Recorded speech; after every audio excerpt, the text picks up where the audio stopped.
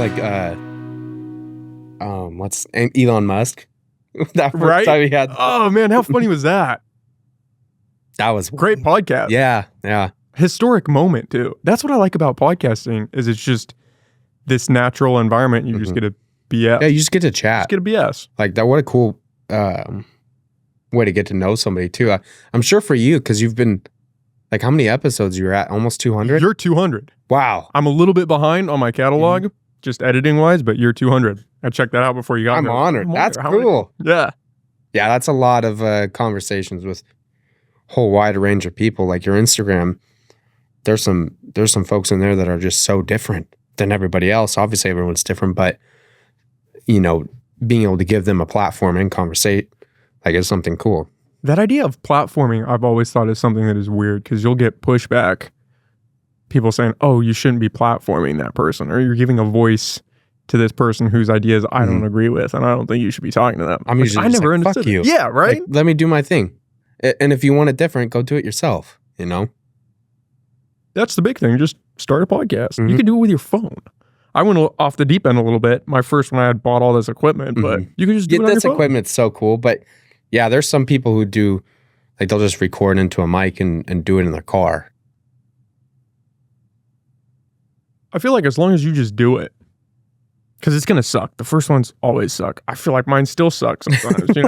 I think that's part of it. But if you can just build up the muscle of, we're just gonna do this, and eventually you'll put in enough hours, you'll start to get better. It's like working out. You're not gonna go in and start benching 225 right out of the gate. Exactly. You got to put in the work. Yeah. I'm glad we're doing this, man. I've been looking forward to this. I was bummed that I pushed it back because I got sick there for a minute, but I'm happy we're in here doing this. Likewise. I was like, I'd heard about you from multiple people and then seen friends on here and all like people like Michaela Pellerin. You know Michaela? Yeah, we went to high school together and I saw she was on one of the episodes. I was like, that is so cool. Like, that's pretty freaking. And I'm like, I want to talk to this guy, and thought that would be so cool. So yeah, I grew up with Michaela. I went through school pretty much up until high school, and then she transferred out and went to Arcata High. Yeah, so that's where you went, was Arcata High. Yeah, I moved here from Arizona when I was 16 and lived in Cutton actually, and we drove to Arcata. No shit, I lived in Cutton. Really? Wow. Yeah. Our paths probably were parallel. Yeah, me and my girlfriend Molly, she went to Eureka High, and she was just a couple blocks away from me. I went to school with Molly. Really? Grew up with her, yeah. Damn, that's cool. Small town, man. Yeah. Humboldt. It's cool how people connect, and you're like, wow, you're like damn near my cousin almost. That's one of the cool things about the internet too, is just being able to reach out to people and meet new people through that. I've met a ton of people that have come on the podcast just through digging around online, finding this obscure guy and like, hey, what are you talking? Yeah, what's going on here? Yeah. You want to like go in deep on this one? Yeah, tell me about your life. Yeah. What's going on? Yeah, I think what are your problems? The craziest episodes you've had, like, what's probably around topics like transgender. Those are always the big ones. Yeah, just because it's such a hot button issue. But I'm fascinated by it. I read a book. I don't know if this was pre-COVID or I think it was pre-COVID. I might have still been fresh out of high school or fresh in college. And it's a book by Abigail Schreier called The Transgender Craze Seducing Our Daughters. I believe. I hope I didn't butcher that. Great book. Just because I didn't understand it. And I was like, well, I want to learn more about this. And I read that book and then it just sparked off. Everything. Yeah. And then I started bringing people on to talk about it. Then I started getting videos pulled off TikTok. And no way. Oh, yeah. Oh, dude, yeah. They TikTok do not like that. It's so hard. Like that you'll get banned like left and right. Yeah, they don't care. They don't care. But then they don't care about, they care so much about your content, but they don't care about like underage people like dang near stripping or some of the like really highly disrespectful content that goes out there, or there's like abuse or something like that. And I'm always like, damn, why you gotta bully me? Like, what the hell? What did I do? Yeah, what the hell did I do?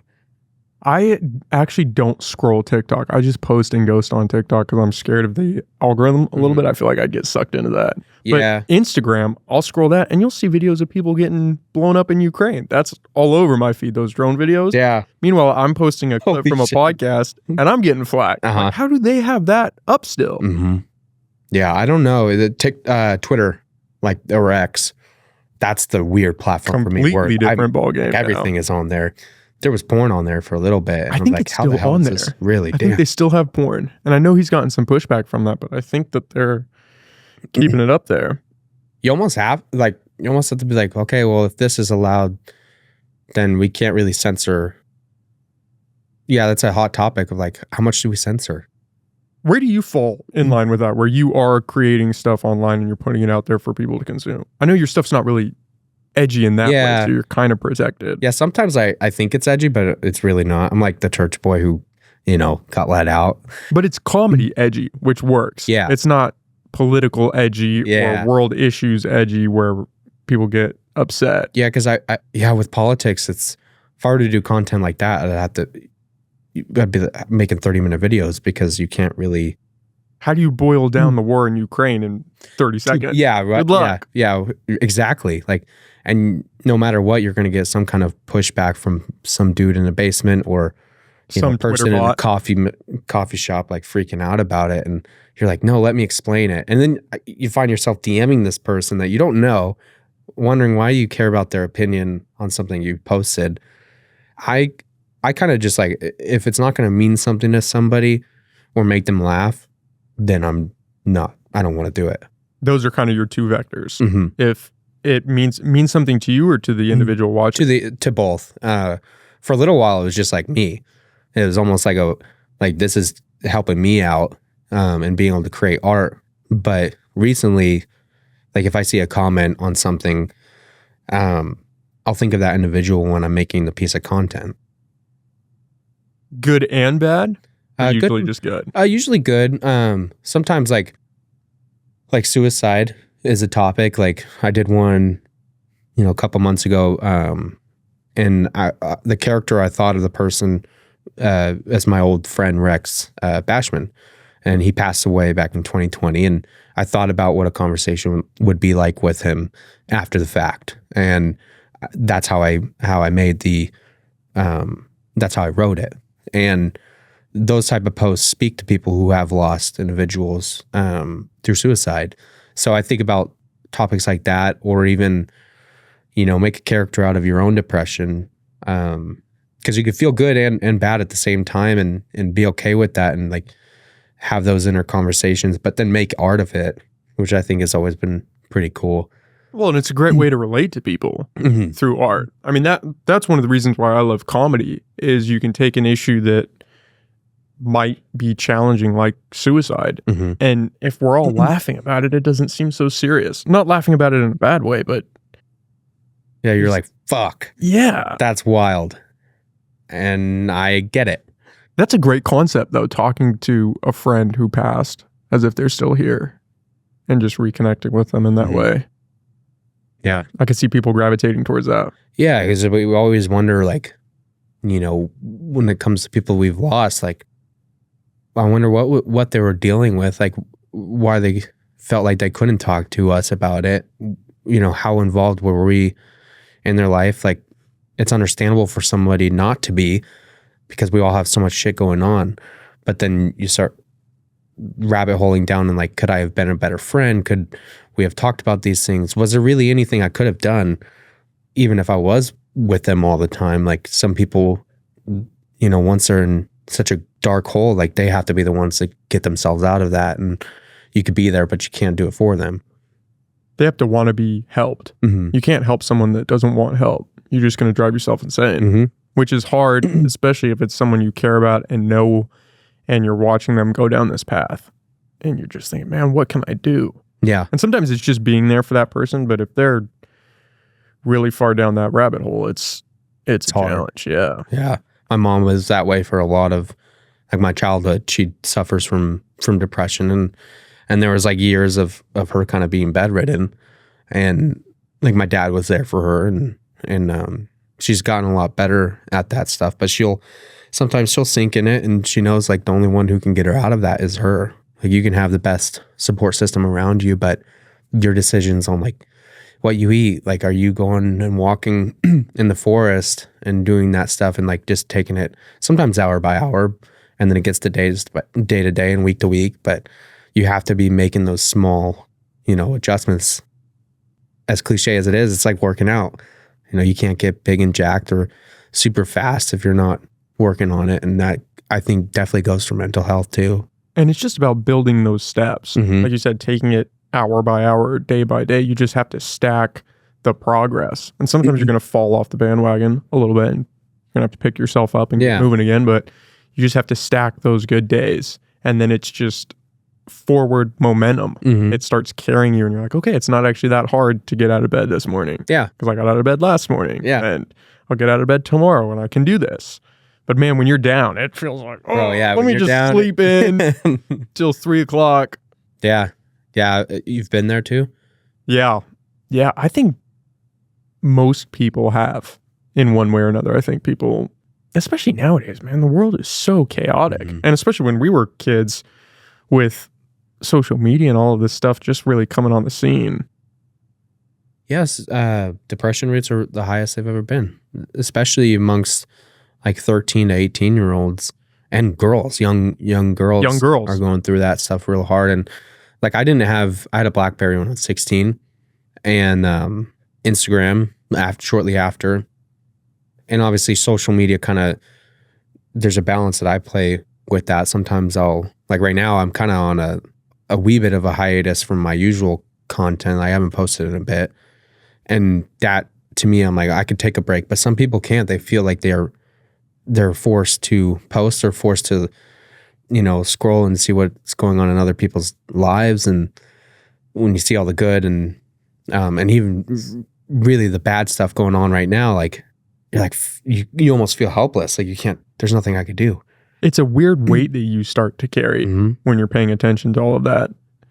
Because you're not just carrying the issues that you have in your personal life, you start carrying everybody else's problems, the world's problems, and you can't do anything about those. So now you're just spiraling in this chaos. Yeah. And then if you don't post about it, or if you don't, then people are like, why aren't you doing anything about it? What do you think about this? Like, why aren't you I speaking? can't do anything about it. And I'm not educated enough to even give an opinion on it. Like people will talk about, all the protests and stuff like that. And I'm like, I don't know. I don't think it's, breaking into schools. Like maybe you'll get some attention, but we're months after, and what has that done? Yeah. Do a lot of people push you to speak on issues like that? Where you do? I mean, you've got a couple million followers now. Yeah, on TikTok. Most of the people there are just kind of like, I'm in a unique spot because most of my age range is like 25 and up, and a lot of country individuals and people who they're just living their own life. They go on social media, they want to, laugh. A lot of Deadpool fans or comic fans that follow me. So I'm pretty cool on that stuff. I don't get forced into talking about issues or anything like that, which I think for my channel, me and Dad said it way back when we were doing Tex and John, we want to make people laugh and we want to give them a break from their day. And as long as 5 people are doing that, then we'll keep on going. And that's kind of how I try to think about it with my content. Now more so it's relatability. If this thing is going to mean something to somebody, if they could internally think about this topic at hand or laugh and think of something silly. But I'm kind of in that era of finding myself more, and I want to go into the woods and film an elk and kind of relate to that thing. Cause there's this guy, Nick, out of Wyoming. Yeah, Jackson Hole, Wyoming. And he's a really good videographer with animals and stuff and bears. And I'm like, man, that's fucking dope. I want to do more of that. Imagine sitting in the forest or in a big ass field and just filming an animal do their thing.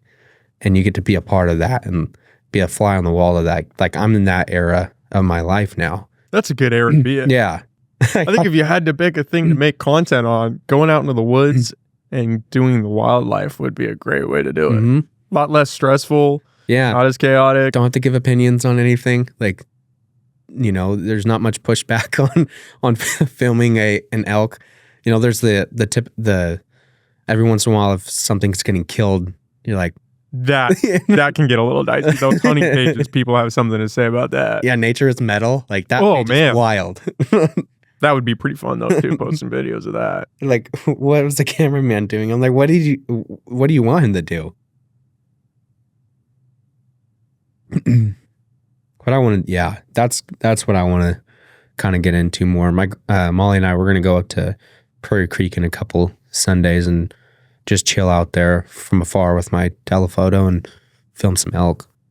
And you get the added benefit of just being in nature.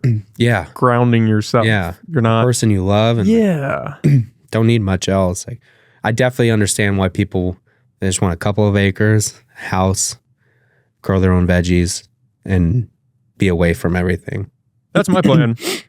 One day, if I just drop off the grid, I'm going to be on a ranch somewhere. Heck yeah. You do contract work right now, right? Yeah. Do that. I do some freight work in the mornings too, unloading trucks. Nice. That keeps me busy, and then I do this. Everything basically just funnels back into this. I love that. I've accepted. What inspired getting into all this? I've been asked that question a lot, and my go-to response is I never really know how to answer it. Because I don't feel like I do it justice, but the crux of it all was I didn't like who I was. I didn't like who I felt I was becoming. I had come back from college. My college experience was a little chaotic. I had come back. It was right at the start of COVID, like March 2020. I had been hanging out with friends because I was away. So I'd come back, was seeing everybody. And then I had found out that I was on a plane with someone that might have had COVID. And this was back when we thought everyone was going to die. Yeah. And so I feel like shit, was afraid that I had gotten my friends sick. One of them, his girlfriend at the time, his now wife, was pregnant with their child. And all I could think was, what if she gets sick and something happens to her or to the baby? Like, what kind of piece of shit am I? And so I didn't really leave my house for, I think it was a couple months. Might have been a month or two. Just isolated, living at home with my parents, spiraling. All I was doing was consuming internet media, social media, and it was just a dark hole. And for whatever reason, this felt like the avenue to pull myself out of from that. And I'd been thinking about starting a podcast for a while. I'd almost started one when I was up at OSU with a buddy. We had kind of just talked about it. But it was that kind of crux of something needs to change. I'm losing my shit. And if I don't do something, it's not going to be pretty. Yeah. And so I don't know what kind of sixth sense that was, but this is what the avenue was for that. That's just so reaching cool. out to people to talk.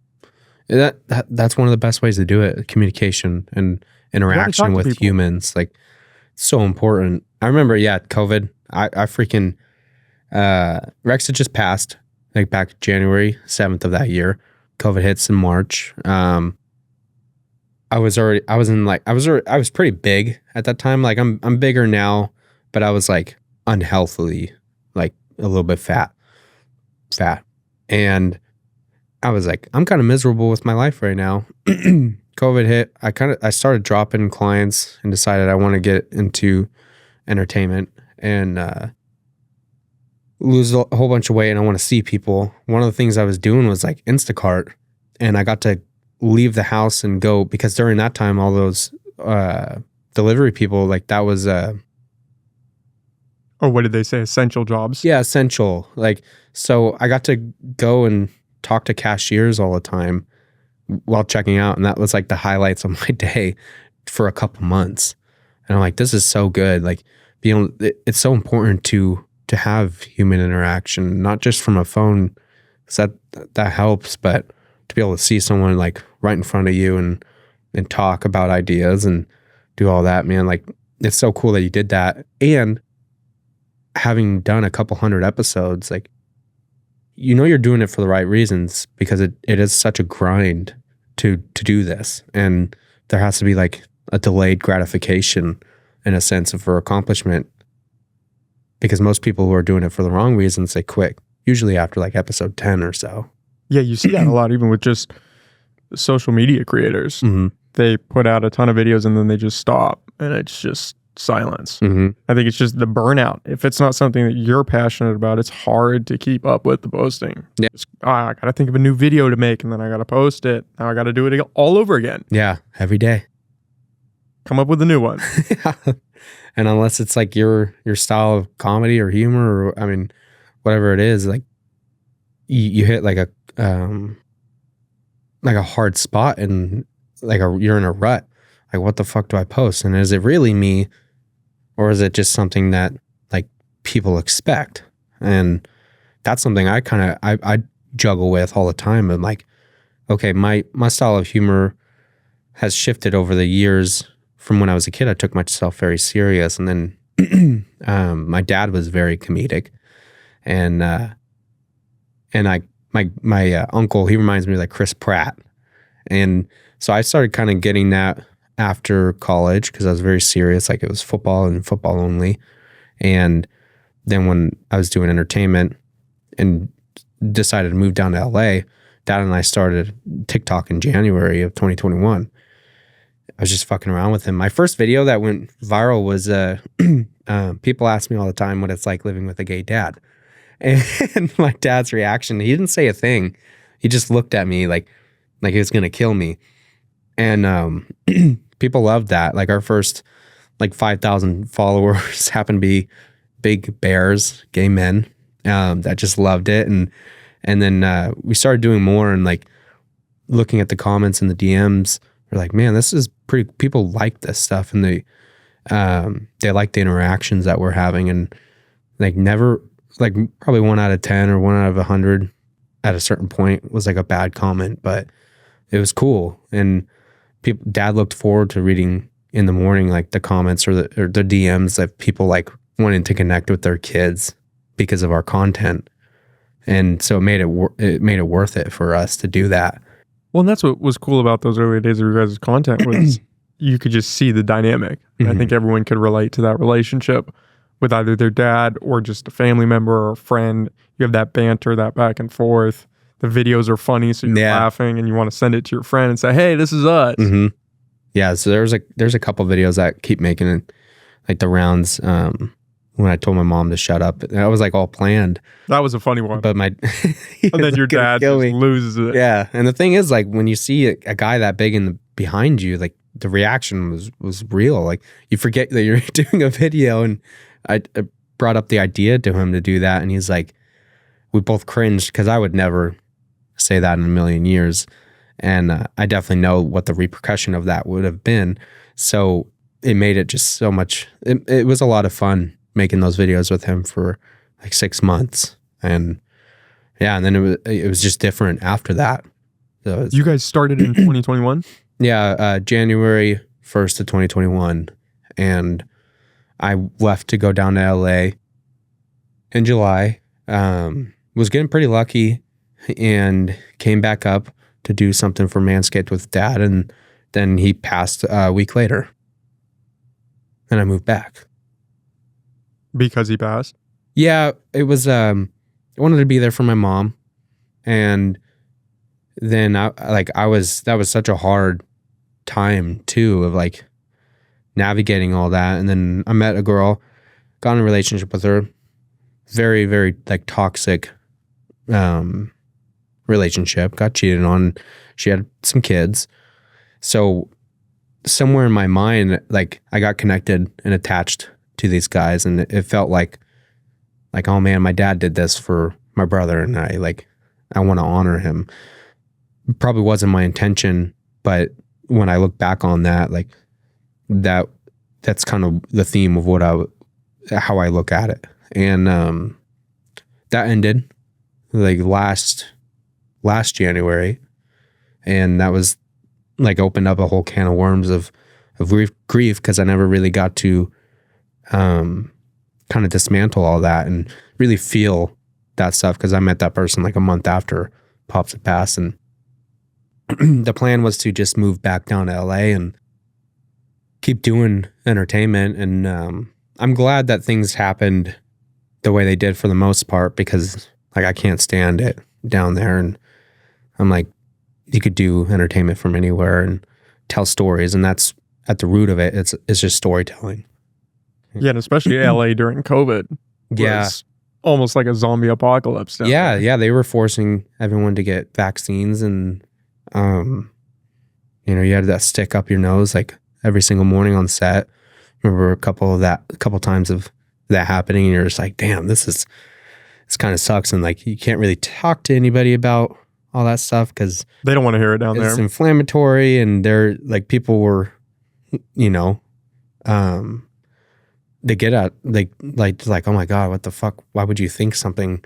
Why would you think that vaccines aren't, the way to go and stuff like that? And not very conversation oriented, but it was what it is. Yeah, that was back during you questioned Fauci, you're questioning science. Yeah.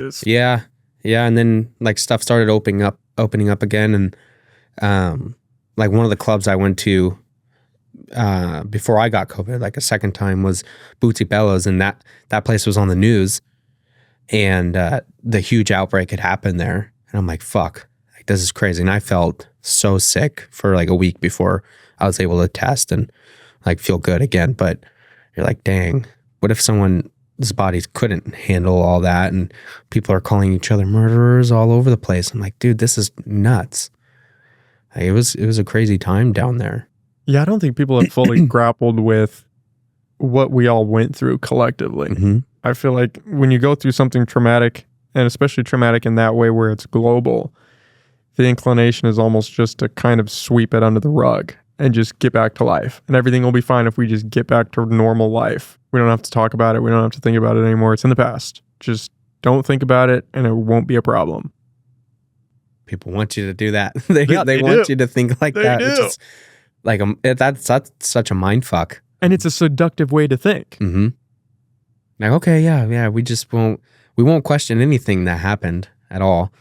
Like I had to get the vaccine when I went down there to just do background for Lincoln Lawyer. And like today, sometimes I'll like, have you seen that meme with Caesar from Planet of the Apes, when it's like, when you think it's, a heart attack and your time has finally come? Like sometimes I'll get that feeling and I'm like, fuck, was I wrong to do that? And I guess I'll know when I know, but it was a wild time. I part of me regrets, doing that, because it wasn't really at my like free will to. I mean, it was, but I'm like, why? Like, still, you're being coerced. It's not necessarily free will, especially with the amount of pressure that people were putting on others to do it. I mean, is it free will? Yeah, kind of, but it's a heavy-handed I'm like, shit, free will. Like Fauci's black couch. Like, I got to do this in order to even get a shot, to be near the director. Like, and yeah, that was a bummer. I almost wish I would have just been like, we'll shut shit down for a while and see how it goes. And yeah, I don't know, but that was it's a wild time. And now looking back, like being up here, like I didn't really have to do that, but I did. I didn't realize that you were down in LA. I thought you were up here making videos with your dad still. I didn't know that there was a hiatus from that to go down there. Yeah, we had like March had hit of 2020 when COVID happened, and I was like, you know what? I was already kind of having existential stuff happening because I lost Rex. Like, that was so like hard, and that made me think of like, damn, I didn't even know my best friend, one of my best friends from high school, was going through all that. And like, I was the first person his parents had reached out to. 16 hours later, I went over to their house, and like, it was just so hard. And you're like, fuck. And that kind of looms in your mind of like, I'm feeling a type of way about my life. And I've definitely felt that a deep level of depression where you're like, where I was questioning life. And like, if I stay here, in that, like, I'm doing this rhythm of life and shit that I don't want to do, will I get to that point again?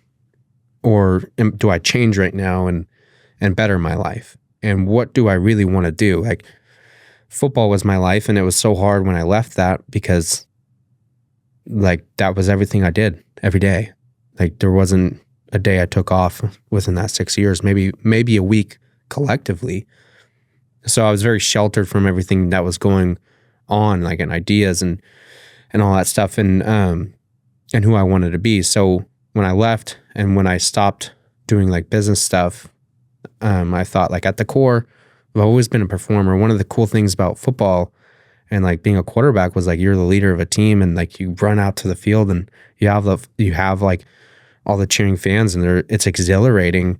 And I'm like, I've always loved performing and doing plays when I was little. So maybe I should get back to some of that stuff. Like that was so much fun, and being able to play different characters and bring that to life. And I've gotten a lot deeper in that respect for storytelling and how that impacts people. So I was like, fuck it, I'll do that. I got in my mind that I had to lose a whole bunch of weight. So I did that too. And I told my folks back in December of 2020 that I was going to go down to LA in February. Like, fuck it. Like, just go down and do it. And my dad was always like, if there's a will, there's a way. So he was supportive of it. And then I was posting on TikTok that I had started back in 2019. Hadn't posted on there for like a year. And then some guy had said, you should make another account because this one's not going to go anywhere. And I did. And then stuff started happening. And as we were consistent with the content, like it was going onto people's pages more, and it grew. And I got to make so much cool shit with my dad. And so I decided to stay. We declined a lot of like sponsorship opportunities because then it just got to a point where we were like, this is for the people who were supporting our channel. We weren't monetized because TikTok was on some bullshit, but it was something that was like looking back on that, I'm glad because we stood, like I could stand by and be like, I loved making content with my dad and not worrying about money and just doing it because we loved it. And that's kind of how it is now. Like my channels aren't monetized. And so none of them are monetized. No. Like I was on YouTube for a little bit. Then I got demonetized, and now I'm at a point where I could apply for it again, but I'm underneath like 10 million views on shorts. So I'm like, well, like if I really want to create content, I think I'm going to do it on a new page because I'm kind of over like Deadpool stuff. And I want to show that like I don't want to just be underneath the mask anymore. And I'm much bigger than I was 60 pounds ago in that suit. So I think I'm at a phase now where I know I could do better, and like I don't have to do the DP content and stuff with dad and I like that. I could never really open that up again with anybody else either. Like what we did was what we did, and I'll leave it. That was your guys' dynamic. Yeah. It's hard to replicate that without him being here. Mm-hmm. So I think like I'm a very sensitive person.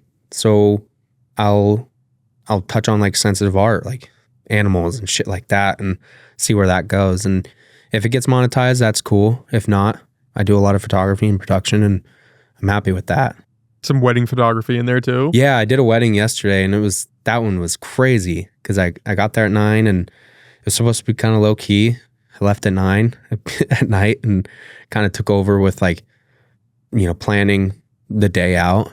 And, the couple loved it and it was a lot of fun. But yeah, I was like, yesterday was definitely a test of whether or not I am down to do that type of stuff. And for sure, being able to capture someone's moment is like, it's so meaningful. Like I used to hate like when my mom wanted to do photos, and now I really love it because looking back, like man, those memories are there, but they're gone now. And if you don't capture it, like, I certainly can't remember it unless I see something in photo or video, and it just takes me back to that moment, and it's so cool. So I want to be able to deliver that for other people too. Yeah, you're capturing a moment in time. Mm-hmm. It's going to live on forever. Yeah, their big day. It's like, yeah, that's special. You want to have that documented. Yeah. But like, I want people to feel special. Like one of the things with my dad and doing content with him was like, he loved looking at the iPad in the morning and reading comments, and people loved him. And to be honest with you, there was a lot of years where he didn't really feel like that from home. me and my brother were, we were not his blood, and my mom didn't treat him the best. So like I had a huge pressure growing up of like, I need to succeed to make it all worth it. Because if I don't, like, what was all this shit for? So with like football or entertainment or whatever, like whatever I do, like I want to make him proud. And when he saw that like there was millions of people who loved him and like still grieve, when I saw that, I'm like, this is so cool. Like he's starting to feel that. And that was so special for me because I got to share him with the world and show, like put a spotlight on him. And yeah, that was so cool. So being able to do that, even at the fraction of what I do for other folks, is awesome. Like I did a testimonial video for J&G Lawn and Garden, and I saw it. Oh, which one? I saw the one that you were acting in, and I'm assuming you probably produced it as well. You and Jasmine. Yeah, Jasmine. Yeah, that was fun.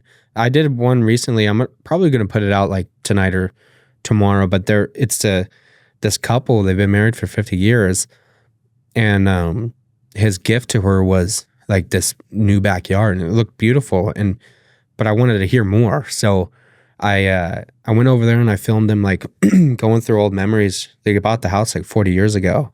They've been working on this landscape, and I had him talk to me about his relationship with his wife and why he loved that, and why he was dedicating this project to her, and his greatest accomplishment was marrying her.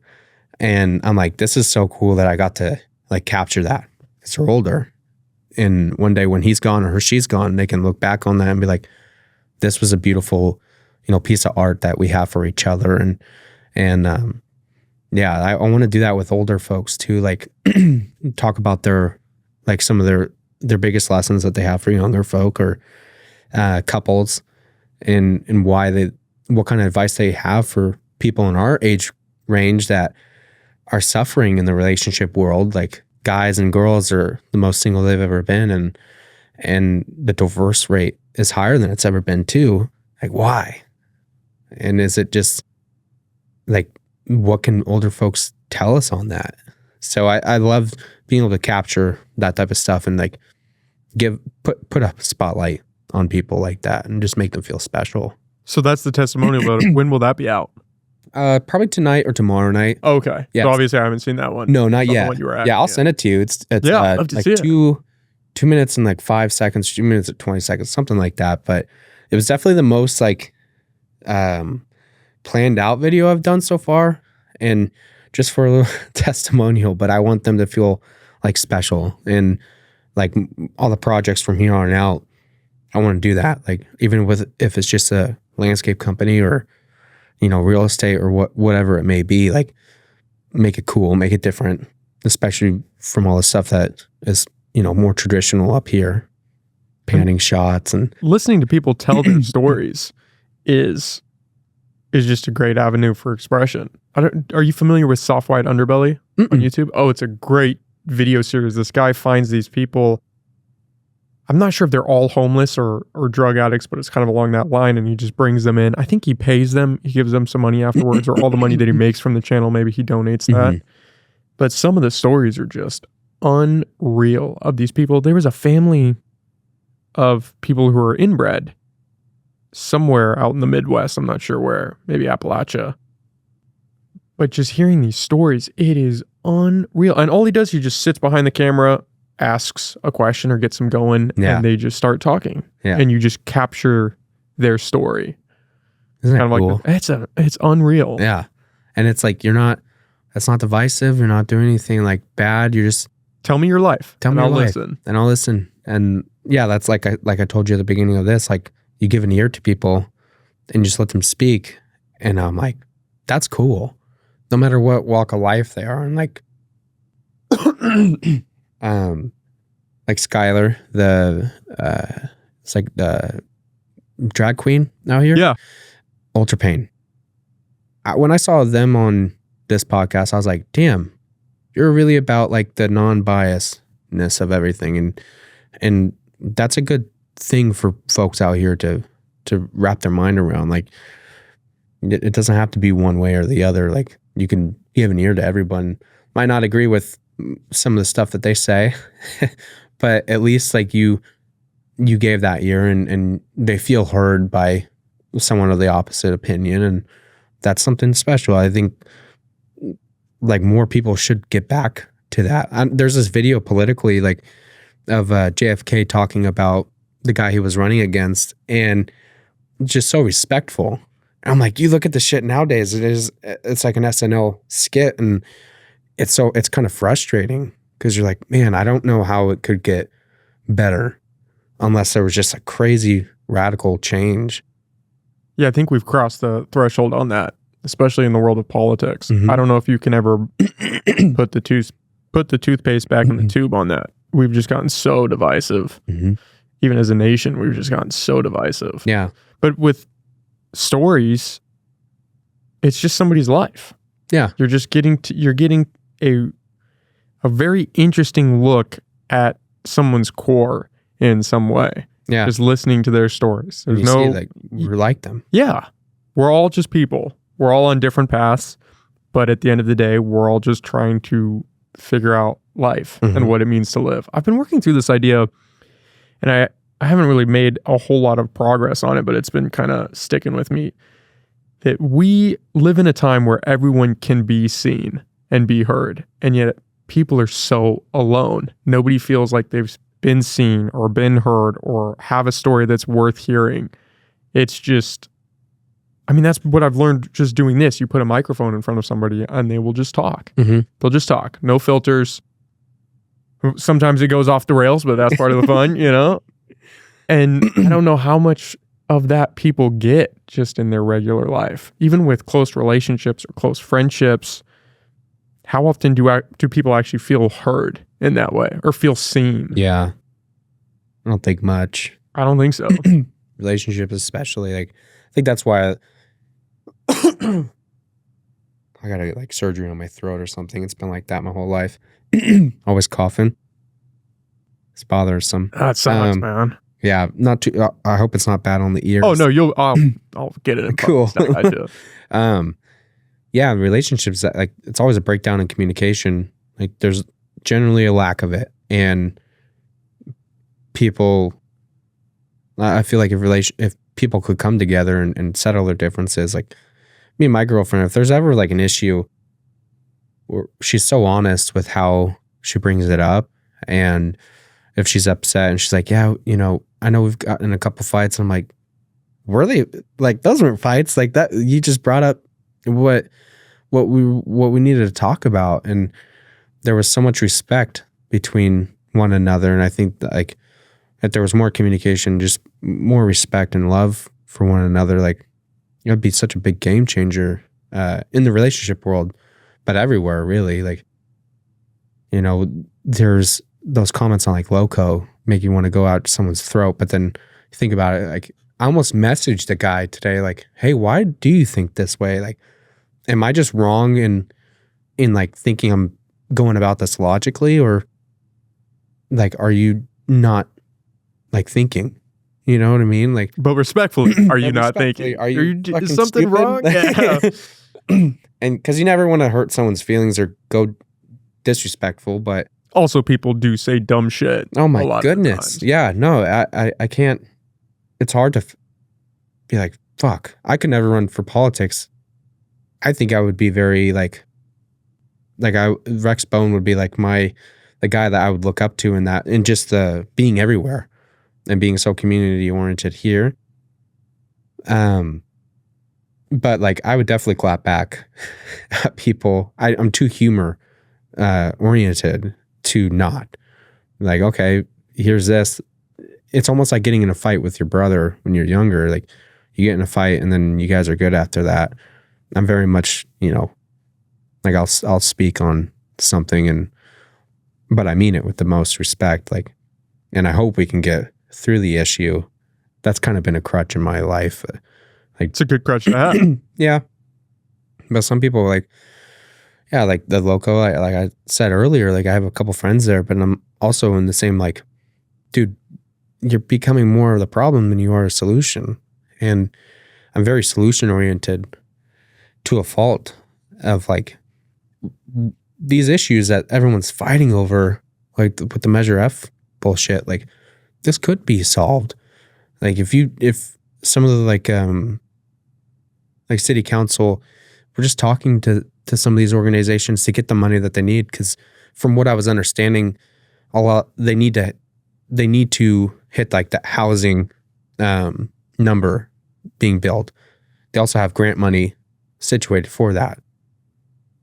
With the parking and all that stuff, like if it's just a matter of spending more money on getting parking on the first floor or underground, like why not do some crazy fundraising for that? Like, why does it have to be one way or the other? Because it can be done, and people do it all the time. People do crazy shit that you wouldn't think they could, but they do. It's usually when they come together, and like if you could find a way to benefit all sides, whether it's capitalistic or not, if you get your way with the more housing and everyone, like the 50 plus whatever businesses in Old Town are cool with it, and you're still in your quota, like there's got to be a way to do that. Like how? And people just fall into these camps where once they pick a side, that you just got to ride it. Yeah, ride it out. It's too small of a community to, like, I don't know. You see everyone everywhere. And if you argued with them online about some stupid shit, like it's just awkward when you do see them, because you're like, man, I called you a fuckhead on this Facebook comment, or on this loco post. Yeah. And in reality, like, we should have just came together, because obviously you're very passionate about what you're talking about. And I think a lot of the time there's just miscommunication. Well, that's another thing that I've learned, is that people really suck at communication, myself included. It's a skill, and most people do not work that skill. Yeah. They just, we're always in communication throughout your day. You're usually talking to people, but it's only at surface level, and they're just passing phrases. Hey, how's it going? How's your day? Yeah, good. Yeah, and then you just keep it moving. Yeah. You don't actually build your verbal acuity. And I mean, language is fascinating because it is our one way of interfacing with the world and with each other. Obviously visual as well, but you can express yourself. You can express how you're feeling, what you're thinking through language. And if you're handicapped by that, your interactions with the world are handicapped. If you don't have the words to express how you're feeling, it does you no good. Yeah. And we just suck at it. We just don't value that as a skill anymore. It's a damn shame. Yeah. I probably would solve a lot of those conflicts online. And people just say wild shit in the comments. Yeah. Because you're behind a screen and there's some weird level of safety you feel, and you can just let it fly. Yeah. And if they really cared, they would be a part of like a commission or. Well, that's harder to do than just type out a comment. Yeah. Yeah. Like I was talking with like Andrew Goff. He's a reporter over there, and I was like, dude, like what is there to run for out here, or even what kind of commission could I be part of, or planning committee to just be a part of the community and really learn, because some folks will be like, yeah, I'm going to run for supervisor or city council. And I'm like, you're not in the position to do that. I'm certainly not. I'm a hype man. Like I'm go, like solution oriented. And I would love to be that for people, but that's not how the world works. Like you have your people in the front, but there's also so much that goes on in the back of everything. Like the committees offering solutions to like council and all that stuff. And that's where you kind of really want to be. That's how I think about it now with production. Like I'm okay if I don't act. And like I get, we were just acting, I was just acting on Sunday for like movie reshoots for one of Ray and Malcolm DeSoto's like films they're working on. And I was like, you know what? I actually like being on the back end of all this stuff a hell of a lot more. It's just more enjoyable. And you get to see how you can really influence the movie. Well, that's the same with politics. Like you can, all the influence happens from the back. And then, I mean, nowadays with the mix of social, like you can do some fucking damage in the front too. But like those big decisions, those usually are the people that you have like behind you. And I wish more people we're part of those committees here. Like Rex Bone just posted on Facebook, like an empty building, that one right on the bay across from the Cafe Marina, the Nordic Center or something like that. Okay, yeah. And it was on some hot topic. He's like surprised more people weren't here.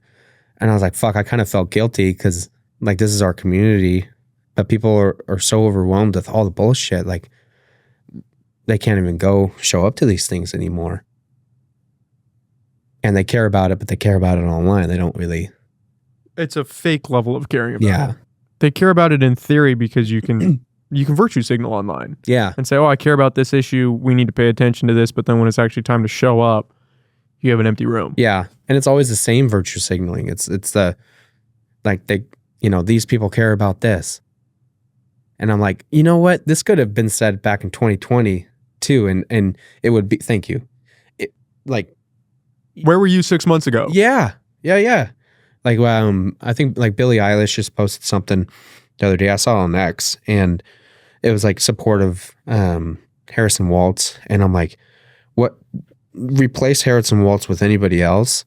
And like the topics that she was saying, why she's supporting them, were literally just like like taglines. And I'm like, this could have been said in 2016, 2012, 2008. Like, it is wild, but people don't, go in depth. One of the cool things that I like appreciate from people having deep conversation is that you can go in depth with it. Like Joe Rogan bringing Bernie Sanders on, RFK Jr. on. Yeah, that was cool. That's crazy.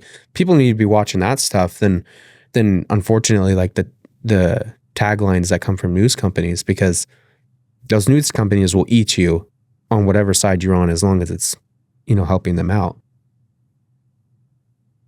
Billie Eilish, she says some dumb shit though sometimes. Yeah. I've made a post roasting the shit out of her. I think I saw your post. Is that when she said girls are just nicer than guys? Girls don't have to worry, or girls have to worry about body image and all these other things, but guys don't have to worry about that because girls are just nice. Yeah. No, I forget what I said about that, but I was like, what the hell? Like, no. What are we talking about? Yeah. Really? Are Talk you to serious? bald guys about how nice everyone is. I love Molly. She's the love of my life. Like, but she was like, look, if you were shorter than me, I'm sorry, you wouldn't have had a chance. You would have been a friend. And I'm like, fuck. See? And that's just the world we live in. At least own it. Like a lot. Don't sweep it under the rug. Yeah, and I get it. Like, there's some horrible fucking guys out there, but they're just horrible people. That's what we are missing in the conversation. It's with everything. There are good politicians. There are terrible politicians. There are good cops. There are bad cops. Mm-hmm. There are good people and there are bad people. And everyone wants to just paint people into this little box of, oh, this group's good, this group's bad. Mm-hmm. It's not that black and white. No. We've got a lot more going on. Yeah, and then, like, unfortunately, I don't really see it getting any better. I am probably not the person to talk to about that because I can get a little pessimistic about where we are in the world. I mean, did you hear about the Trump assassination attempt? Like a second one or third? Yeah, it was like yesterday or the day before. It's wild. I saw that on Twitter and I just scrolled past. Yeah. I'm like, that's where we are. Yeah. That's where we are. I think a lot of people felt that same way. Oh, he almost got assassinated. Okay. He didn't. Just another day. On. Yeah. That's it. Which, how sad is that? It's incredibly sad. This is where we are. Yeah. Like that's where we are at in this country. And like when people like you and I mean, I would definitely, there's just the Aquarius in me. If we're making the conversations that we're having and that are generally more intellectual than people who are just like, fuck it, we'll comment or we'll be swayed by a tagline. I appreciate you saying I have intellectual conversations. Mm-hmm. I might push back on that a little bit. I know, I definitely think you do. I know I do. And I will own that. But I also know I'm stupid too. So you have to be aware. But the point of me saying that, if we even get to the point where we're like almost scrolling past that shit, that's bad. And I'm like, man, I just need a break from all that shit. Because if I start rabbit holing down something like I was the other night on like homelessness, and it got to the point where I'm studying what the mayor of LA was proposing, like the 96 or so billion dollars on Housing First initiative.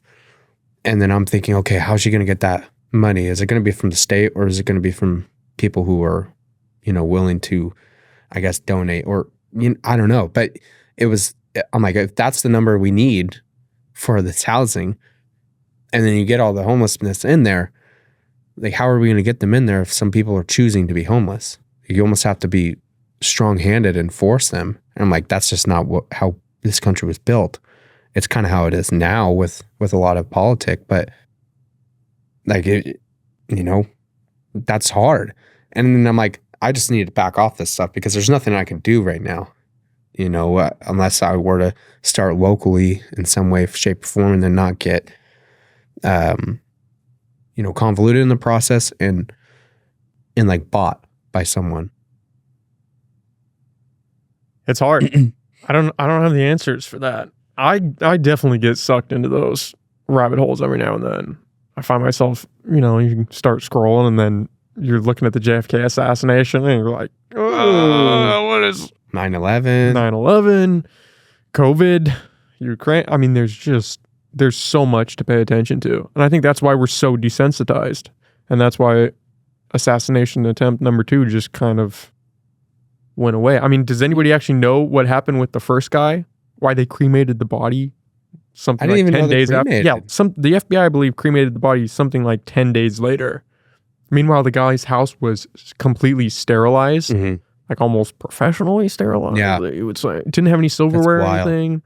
They had tracked some guy through ad data that had frequented, I believe, his house and the FBI field office. I mean, there's just a lot of shit with a lot of these different components that don't add up. But what can you do? You start looking into that and thinking, oh man, maybe our government's a little bit suspicious. Yeah. But what good does that do you? Have you seen the CoffeeZilla channel? Yes. Bro, I've wanted to do that for advertising, just different scams in general. Not that advertising is a scam, but different things like that would be a crazy topic. But then you're like, fuck, what if I do make something like that and someone comes after me for it? Because people go after people for even whistleblowing on the Boeing stuff. Yeah, what happened to those guys? Yeah. You start going down that rabbit hole and you're like, man, a lot of this media stuff really is just to keep us like at bay and so distracted with all the shit that's going on. Like, that's what a lot of it is. Distraction. And yeah, that's fucked. Like if we were seeing 5,000 so advertisements every day before media, like it's so much more than that now. All the content that we consume, the hours that we spend on our phone, like mine's at 9 hours a day. So I have to be on my phone doing all the work.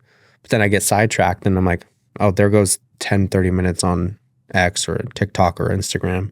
More so Instagram nowadays, but you get distracted. And that's so much more prevalent with individuals nowadays that like you're never really going to solve the shit that's going on. Our attention span is too short to actually enact any real change, I'm afraid. There's just, people can't focus on one issue long enough to do anything about that because there's always something else right around the corner. And so how do you fix any problems if tomorrow there's a new problem? And we can't even agree on what the problems are. Yeah. Oh, it's just rich people. I'm like, well, I mean, for sure, like the pharmaceutical industry, it's crazy. But let's start, like, what's the closest thing that we can get to first and then start tackling the rest. How about we look at the food that we're eating? How about we look at all the glyphosate that's on everything? No, that's too big. Okay. The dyes and like why with like, so the opioid like epidemic, 4 of 5 of like the drug addicts on the street came from opioids. That's wild. And like, why is it pushed? Yeah, it's definitely helpful in medical like terms of making sure people aren't going through a shit ton of pain. But if you see it directly correlating to like the streets and them living there and having fucked up like street lives, why wouldn't you like stop that? And then you realize, fuck, these doctors are giving bonuses for pushing this stuff out. And they have these pill mills where they're just, people are going from one to another, just filling these prescriptions. And they're giving them out like candy. Mm-hmm. Maybe that's a problem. And then like the doctors don't care. It's like they get their money. They don't care and they don't take care. Know yeah. Enough. So that's why, and I've seen people get like twisted with money, twisted with fame, and like, man, it does something to your mind that like it's just crazy. It is wild and it's just super fucked up and like, yeah, very much of the dictatorial mindset. Just kidding. Well, I mean, almost to a certain point. A little like, bit. Yeah. People like a strong, authoritative figure, which is very uncomfortable, especially coming out of COVID. That's what I realized. I used to have this idea of this adult that was running the show and that we were all okay because the adults were in charge. And then you come out of something like that and you realize nobody has any idea what they're doing. Mm-hmm. And we're all just trying to figure it out as we go. Yeah. There's some bad actors and there's some good actors. But do you really want to put your faith in your life in someone you don't know? Mm-hmm. And have them lock you in your house because of science, even though it's not real science and they suppressed a lot of the information about it? Yeah.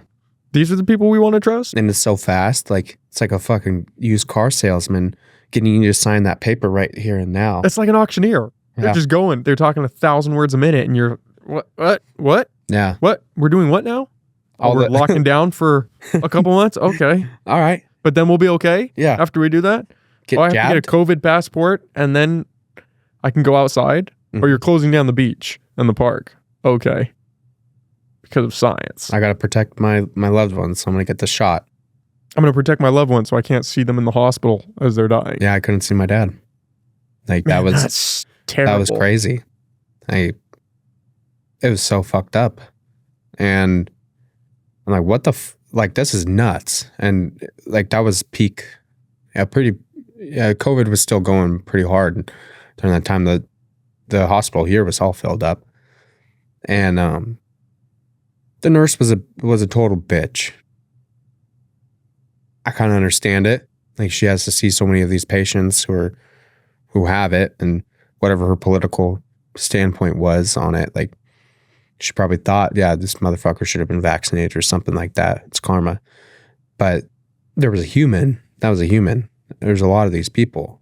And yeah, it's just so wild to see like how that plays out with folks. Like, you can't see your loved ones. The individual who took care of my dad's body and ashes, he let my mom and I see him, 2 days after he passed. And that was against the rules. Like, none of those places you weren't allowed to do that.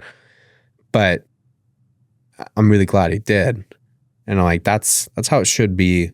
Yeah, I think the problem isn't like, and even with my pops, like, yeah, he went in with COVID. There was like 3 other reasons why he had passed on like the paperwork. But when you boil it down to everything, it's like, what were we putting in our body? How are we taking care of ourselves? Like, that's a big issue, and one that I think, people should concern themselves more with than like the vaccine and all that stuff. Like, how are you taking care of your body? Like, why are you going to put something, and why are you going to tell other people to put something in their body, and you're going out drinking every fucking Friday, Thursday, Friday, Saturday, and pushing that lifestyle, like, and people don't want to do that. People didn't want to do that. I didn't want to do that. My parents didn't want to do that. Like, and then when you do pass, and there's like all the shit online of like, oh, these people passed because, they must have been Republicans. And you're like, fuck, man. Like, you're all complaining about this issue that's at hand, but then you're degrading individuals who did go through that shit and they did, pass on. You wouldn't want that to happen to you. And imagine if that was your family member. yeah, Somebody online was saying that to you, or in person was saying that to you. yeah. People never, obviously they would never say that to like my face, but some of the stuff we had to see online was pretty sad. And you're just like, fuck, I would love to have a conversation with you. Yeah, I'd love to see you in person. Keep that same energy. Yeah, literally. Like, you definitely grow thick skin with all that stuff, for sure. How do you handle the comments? Because that is something that I am still, at a much lower scale, so it's not quite an issue, but that's something I've been trying to work through. Part of me thinks that you should be in the comments, engaging, responding to all or most as much as you can to try to build the community that you want. And then the other part of me thinks you need to stay as far away from the comments as you can. Just leave that to the people commenting, focus on what you're doing, focus on the creation part, and just put it out there. And then once it's out, let it be. It's no longer your baby. It's out into the world. I kind of like I get a little bit overwhelmed, not in the sense of like, it's just too much, but I have so much stuff that I'm doing. So sometimes I'll read the comments, sometimes I won't. If it's something that's more of an emotional type of post, that was more from my own experience, then I generally won't read it until I'm at like a better headspace of it. Because for me, it's a little bit taxing to make something that is like definitely on the deeper level of things, and because you're facing those emotions like really head on. And then I'll give it a couple weeks and I'll go read the comments. If it's like something comedic though, or Deadpool related, like usually the mean comments lately have been like fucking chubby Deadpool or something like that. And I'm like, yeah, they're not wrong. It definitely pisses me off. But why does it make me angry? It's because I definitely have a problem with how I feel about myself. And I'm like, the suit doesn't fit. I had to get a new one. I also want to look strong. It'd be one thing if it didn't fit and I felt great. It's another that I don't feel good. I'm always kind of tired.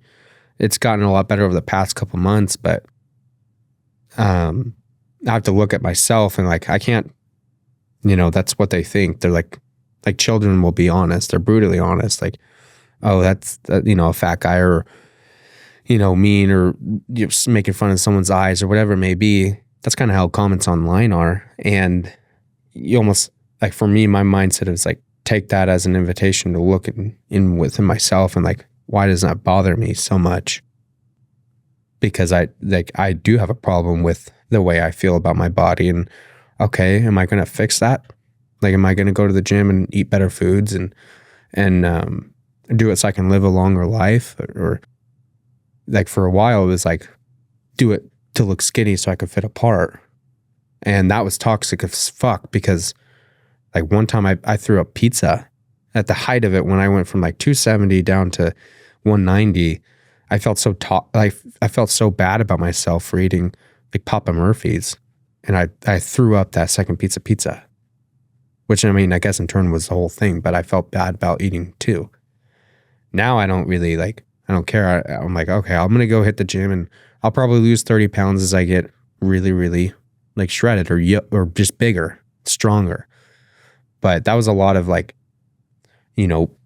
those comments, man, they invite those conversations to happen within yourselves. And if it's something political, like if I was making political content, it would be a strategy. Like I would say something inflammatory, wait for some dumb fuck to comment something stupid and make a video about that comment. There's a lot of that on there. And it gets a lot of traction. I get why people do it. Because if you can just flame somebody in the comments on a video and then it just takes off and you're bringing in all these other eyes. I'm not getting too bad at that. Huh? Yeah, you got it down, man. Turning you into a cigar guy. They're not bad, right? They're not There's bad, something about just smoking a cigar. There's this guy, Tony Peck. I don't follow him anymore, but he was like this Italian marketing guy out in I think Pittsburgh, and he just has this room that he chills in with his clients. He's got his pinky ring, like soprano, and he just has a whole bunch of cigars. And I'm like, man, that can't possibly be good for you. But I didn't realize that the cigar is way different than like the typical cigarette. Yeah, because you're not inhaling. I mean, you're still getting the tobacco and stuff, but I think you're okay, especially if you work out and you're active and you eat okay. It's all about offsetting stuff. How do you balance that? Balance the working out and like this and construction and like the freight in the morning? Not particularly well. You know, I should be posting, especially shorts. I should be posting more shorts, but I've been trying to crank out more podcasts. So there's the trade-off with that. I don't know. I don't have a good answer for that. You just kind of figure it out. I mean, the past couple of weeks, it's been a little tough. I was in Vegas for my sister's wedding. So I was doing that and obviously trying to crank out podcasts before that. So the gym kind of fell on the back ladder a little bit. Mm-hmm. And then I got sick coming back from Vegas. So then I just started hitting the gym again the past couple of days, building up my energy levels. But it's just, I don't know. Because you have to work to pay the bills. Then you have to work to pay for whatever other things you're doing, like this in my case. Then you have to take the time to edit. And then you have to take the time to clip from the podcast. And you're putting it all out there. I think you just don't sleep. Yeah. Just keep doing caffeine and nicotine and don't sleep. And then hope one day it starts to carry itself enough where you can bring in other people to offset the load. And then maybe you start sleeping a little bit. I don't know. How do you do it? Yeah, I guess not sleeping. Like, yeah, right? That feels like the only thing that you really start to cut back. Yeah, I have a hard time just doing one thing.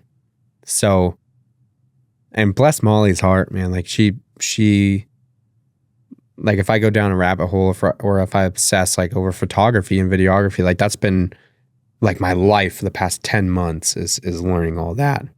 And like I'll be up at like 1 a.m. on my phone listening to a video about the FX3 or, you know, why this Sony lens is better than the other, or the Helios, and learning about mics and all that stuff, and animation or Unreal Engine, because I have a laptop for that and a Huion like animation board, and I'm like, okay, what if I did this? Like, and then you start thinking, man, I can start building games, or maybe I should do. I've been watching Blender videos, thinking, damn, maybe I should get into Blender. Yeah, you don't have time for that, and you've got a girlfriend, which takes an incredible amount of time, obviously, because you're cultivating a relationship. Yeah, and you want to be 100% with everything that you do. Like when I'm at home and we have our time together, if I'm like, we'll have our time and 100% there, then I'll go work. And, you know, usually around 10 o'clock, like we'll go to bed. And if I'm, you know, at max, like maybe 12. Like the past couple nights have been 12 because we were doing movie reshoots on Sunday and then the wedding. And that was exhausting. You know how it's like when you work the whole day and then you can't fall asleep? The worst. Yeah, that's sometimes either like how it is. Physical exertion or your mind is just going and you know you got to be up and you're like, just shut off. Yeah. Just shut off. Like I wish I could like have an answer of balancing the stuff, but I just don't. Like even everybody that I listen to a lot of these motivational speakers, especially going into the sauna. I'll listen to those, or when I'm, you know, on the treadmill or something, or going for a run. Every one of them, and they're successful billionaires and all of this stuff, all of them say balance is a joke. That in order to be successful at what you want to do and achieve whatever height in that, you need to throw out balance. You have to give somewhere. And for me, I mean, I don't have a girlfriend. I don't see my friends except for maybe... I don't even date. I mean, this is all that I do. I would probably not even see my family, except I cook at my house and then sleep here. So I see them doing that, but I'm ruthless, probably to the extreme in a bad way with that. I mean, I saw my friends, I think the last time I saw them, I had them on the podcast actually, but prior to that, it was at their wedding, which was a year ago. Is it the redhead No, Angel comes on. Okay. Angel comes on. It was Dustin. He's also a redhead. Dustin and Kaz, our buddies from high school. But I have to try to get them to do this. Then they want to do this, but bring them on to do this because that's the only time I get to see them. Yeah. So I can't physically pull myself away to go hang out with them for a night because there's always a podcast to be edited or another podcast to schedule or guests to reach out to or clips to generate or this or that. And it's hard making the cutoff of, okay, when you make time for the people in your life. It's sleep and that. The Yeah. relationships and sleep have been just kind of, you Yeah. cut them out. That's understandable. I mean, It is to a point. to a point. Because you also want to enjoy life a little bit. Yeah, but if this shit makes you happy, man, like Yeah. everyone else can go find their happiness. And Yeah. then once they find it, then get back to me and be like, okay, do you really want to take time away from that to go do all the other stuff? I don't know. And so a lot of people who like be like, oh, you need more balance in your life. Like sometimes for them, it's like they haven't found what they're really, really passionate about. Like for me, like the editing and all that stuff, it is not work.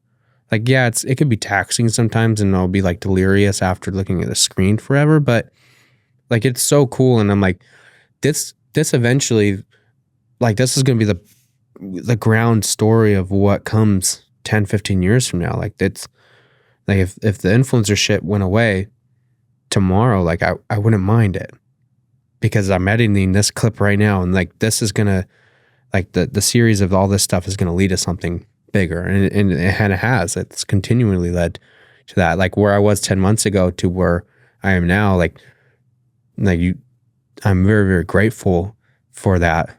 But I think about that every day. Like I don't want to go out and get drunk and be fucking toasted for 2 days. Because that's what it's going to be. Yeah. You're going to be feeling it the next day. Yeah. Like come, if you guys want to hang out, like let's go find something to do. And I think that's like when people are friends with, individuals in their space who understand that grind and hustle in that space, like a lot of actor buddies of mine, like they get it. They're always acting and writing stuff. And they don't really have time for stuff outside of that. For me, obviously I have the relationship and I'm at a point where I'm like, I really care about family and that. Like, you never know how much time you have with someone. Like, I wish I had another, moment with my pops and like, but the reality is you don't, and you have to savor everything that you get with people while they're here. So with Molly, like we've seen 6 national parks this past year and we just celebrated our 1 year and we're going to be doing a big trip next year. And, we go adventure and I love every part of that. And I think it helps with my creativity for other things and what I really want to do in life. Like going into the nature boy era, like that's something that's cool and like not inflammatory at all to anybody. Like it's something that I could make a living in and in capturing moments and stuff like that. Like I like that. You don't, there's not much. I mean, I'm sure someone could be like, you're just making a video of a fucking elk doing that little weird ass thing, but not as much as some of the other videos I make where there might be opposition to that, and I can live my life and love doing that. And if you enjoy it, that's all that matters at the end of the day. And you're right. The idea of balance, I think, is perfect for people that haven't yet found their thing. I mean, that's what amazes me about people that aren't pursuing something outside of their 9 to 5 is they just have really an incredible amount of time to do whatever they want. When people talk to me about all the TV shows that they've been caught up on, or they're going out every Friday and Saturday night, or going to the movies, or going traveling and doing all this stuff, I'm like, wow, you just have a lot of time. Yeah. You just have a lot of time, but they don't see it that way. They're like, I have no time. I'm working all the time, and then I get to do this stuff. And it's like, no, you got some time. You got some time. Yeah, you have some good time. I feel like I wake up and I'm just going right back at it. And sometimes, like Molly, like I get out of the house, she's very helpful with that. I stress about trips, and I've always stressed about that stuff. Even when I was in school, like I want to do my school, I want to train, and that's it. And if I had to go somewhere, I helped my dad. I worked with him a lot growing up and didn't always want to because it was like setting up party chairs or being there at 6 a.m. in the cold ass like truck while he was doing concrete. And, but I've always stressed about getting away from, what I want to do, like whether it was school or work or whatever. But I realized like you do have time if you make the time for whatever it is, and like it is possible. But yeah, people who complain, like 9 to 5 that they don't have time. I can't understand that. Like Molly will cram in a trip. If you gave her 4 hours, she would have something planned with that. Like if she's not at work, she's doing something and it's outside. And it's cool being in a relationship with someone like that, because she does have her 9 to 5 or really her 8 to 5. And she's so accepting of like my life having to be like, 24/7. Chaotic. Yeah. Sporadic. Yeah. Doing all these different things. I took her down to LA one time with like 2 hours notice. I had a call from my agent. We were going to do like a little project for InSync. They needed me down there the next day. And I needed to pretty much leave because there was no planes that night from Arcata. Avelo wasn't doing anything. So we just drove. After a long day, like she was down to come with me. Got there at like, I think 3 a.m. Woke up at 6. Did the thing at Universal Studios and drove back. But she's so down with that and like the sporadic and the chaos of everything that I have to do. And so I'm like, okay, yeah, you can drag me out of the house. Like, you've earned the right. Yeah. Yeah. Well, it's important when you have a relationship and your partner's in that way. Mm-hmm. You don't have someone that's an anchor one way or the other, which people get sucked into those relationships. I've had a few of those. And it's in your own life? Oh, yeah. I think everybody goes through that at one point. That's understandable. You're a good looking guy. Well, a woman like, I don't want you anywhere. I've realized as I've slowly started to mature that, you start to repeat some patterns sometimes in your dating life. Mm-hmm. And I, for whatever reason, have this savior pattern where I find some people and you want to pull them out of a bad spot. And you get a little chaotic doing stuff like that. And I've been the toxic one, and I've been on the receiving end of the toxicity. And you just gotta identify the problems and fix them in yourself, and then start to notice red flags in other people and say, no, I don't want to be in this relationship. Mm-hmm. We need to cultivate a healthy relationship where we're both adding to each other's lives and not just becoming this black hole that we're both sliding down. So right now, you're definitely like closed off, or is there like I've been thinking I might open? Start dating again. Yeah. The problem is, you're dating, you want to invest time in that person, especially obviously if you like them, which you would hope that you do if you're going to be dating them, right? Yeah. And then that time's going to have to come from somewhere. And so I'm not sure what I would cut out more time-wise. But also, 26. Wow, you're 26? 26. Dang. I look a lot older. 28. Oh, yes. Not a lot older, but I've gotten 30s. I had a conversation with Thomas, who was on the podcast, and we were talking about how millennials age like milk. And that stuck with me, but yeah. It's the beard. If I shave the beard, you would say, are you old enough to be having a beard right now? Damn, dude, yeah. I wish I can grow a beard. It's a nice plus to have. Yeah. Beards are nice. But you've got a good face. You rock it. I mean, yeah, I always get jealous because I'm like, man, if I had a beard, I can hide a double chin and not just be covered. Yeah, I can eat carbs all I want. But yeah, no, my dad grew a really good beard. Your dad had a nice beard. Yeah, companies would try to send us product, or people would ask like what he used, and he's like, "The fuck? I just shower. Yeah, I'm barely that probably. He's Sometimes just a man. Roll out of bed. Yeah, they were a different breed, that generation. Mm-hmm. Yeah, I don't know. I might start dating again. I go back and forth, especially dating around here is challenging. Yeah, a lot of moms. A lot of single moms. And it's a lot of fixing of people. Yeah. And especially finding someone who, not even necessarily that you have your shit together, because I think that's kind of a loaded phrase, but that you are self-aware and able to communicate and not toxic. There are going to be ups and downs in any relationships, but people self-sabotage a lot. And I just don't have time. I'm not interested in the drama that is inevitably going to come along to the dating process, not necessarily the actual relationship, but dating is a numbers game.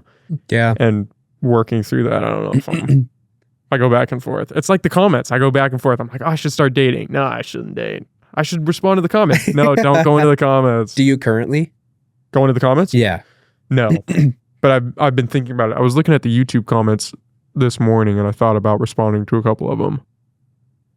But I go back and forth. Sometimes I feel like it's disingenuous because I have a guest in here and we're having the conversation, and so to respond to it after the fact when the guest is no longer there feels disingenuous. Yeah. But also it would be a great way to engage with the audience and build an audience that you would actually want to listen to the show. But then and then it's like, do you just respond to the good comments or do you respond to the bad ones as well? Do you want to get an inflated ego or become depressed and suicidal because you're getting all this hate? Yeah, fuck. I would probably, I mean, I don't know about depressed anymore, but yeah, for a little bit, there was like Addison Rae, for example. There was a point when I was making content where I'm like, okay, comment's really nice right now. And I looked at Addison's profile, and like there was a comment that said, you should just fucking quit. And it had 200,000 likes. And I was, Jesus. I was like, oh, if that, because to me, I would be like, that many people must fucking hate me. And so I'm going to quit right now. And I had a friend, we stopped talking like a few months ago, but he's like, don't do shit for other people. He's almost to a fault, like where he kind of becomes a dick. But I was like, you know what? Like that is a way to go. Like don't do it for other people, to a certain degree. Like you obviously want to entertain and do it right by yourself and staying true to yourself. But yeah, no, it's like letting the comments get to you. Like that is a tricky situation. That's a game. That's juggling like so many feelings and like fuck yous to the people who are saying some of those things. And I'm also, I'm kind of in a weird spot. The negative comments don't affect me. I'm almost more afraid of the positive comments and getting an inflated ego in that sense. The negative ones, my whole social media perspective for a long time has always just been kind of keep it behind a glass wall. Like for the longest, I wouldn't post anything if not for this podcast. I don't really post on my private ones or my personal socials. I'd never even commented or liked other posts. So it's always been kind of a weird level of separation I have with that. So the negative comments really don't affect me. Nice. But then I'm jealous. Yeah. you just gotta, I think, how many of these are just bots? And then I keep it moving. Yeah, probably a bot. I used to, when I was on TikTok for a minute, I would say bad bot. If I didn't like the comment, I would just be like bad bot, keep it moving. And people would lose their shit. And I was like, I don't know about this. But because it's not real. You don't know what that person's going through. Where they're at in life. If they're miserable and they're just lashing out on you, it's ephemeral. It's not tangible. But the good comments feel like you could go sideways. And then what happens if, like with the trans stuff, a couple of those videos really blew up. And then I was afraid, okay, now that I'm looking at this and seeing the traction, you don't want to get audience capture and then start playing into some base. What's audience capture? Audience capture is this idea that if you're posting things and you're trying to figure out where you are and then an audience responds to it, you start leaning into that. So then you start only doing things that you think your audience would like. And you can fall into that just by looking at the metrics or looking at the comments. People, I'm sure you get that with the Deadpool stuff. People say, hey man, just focus on this. Make more Deadpool stuff.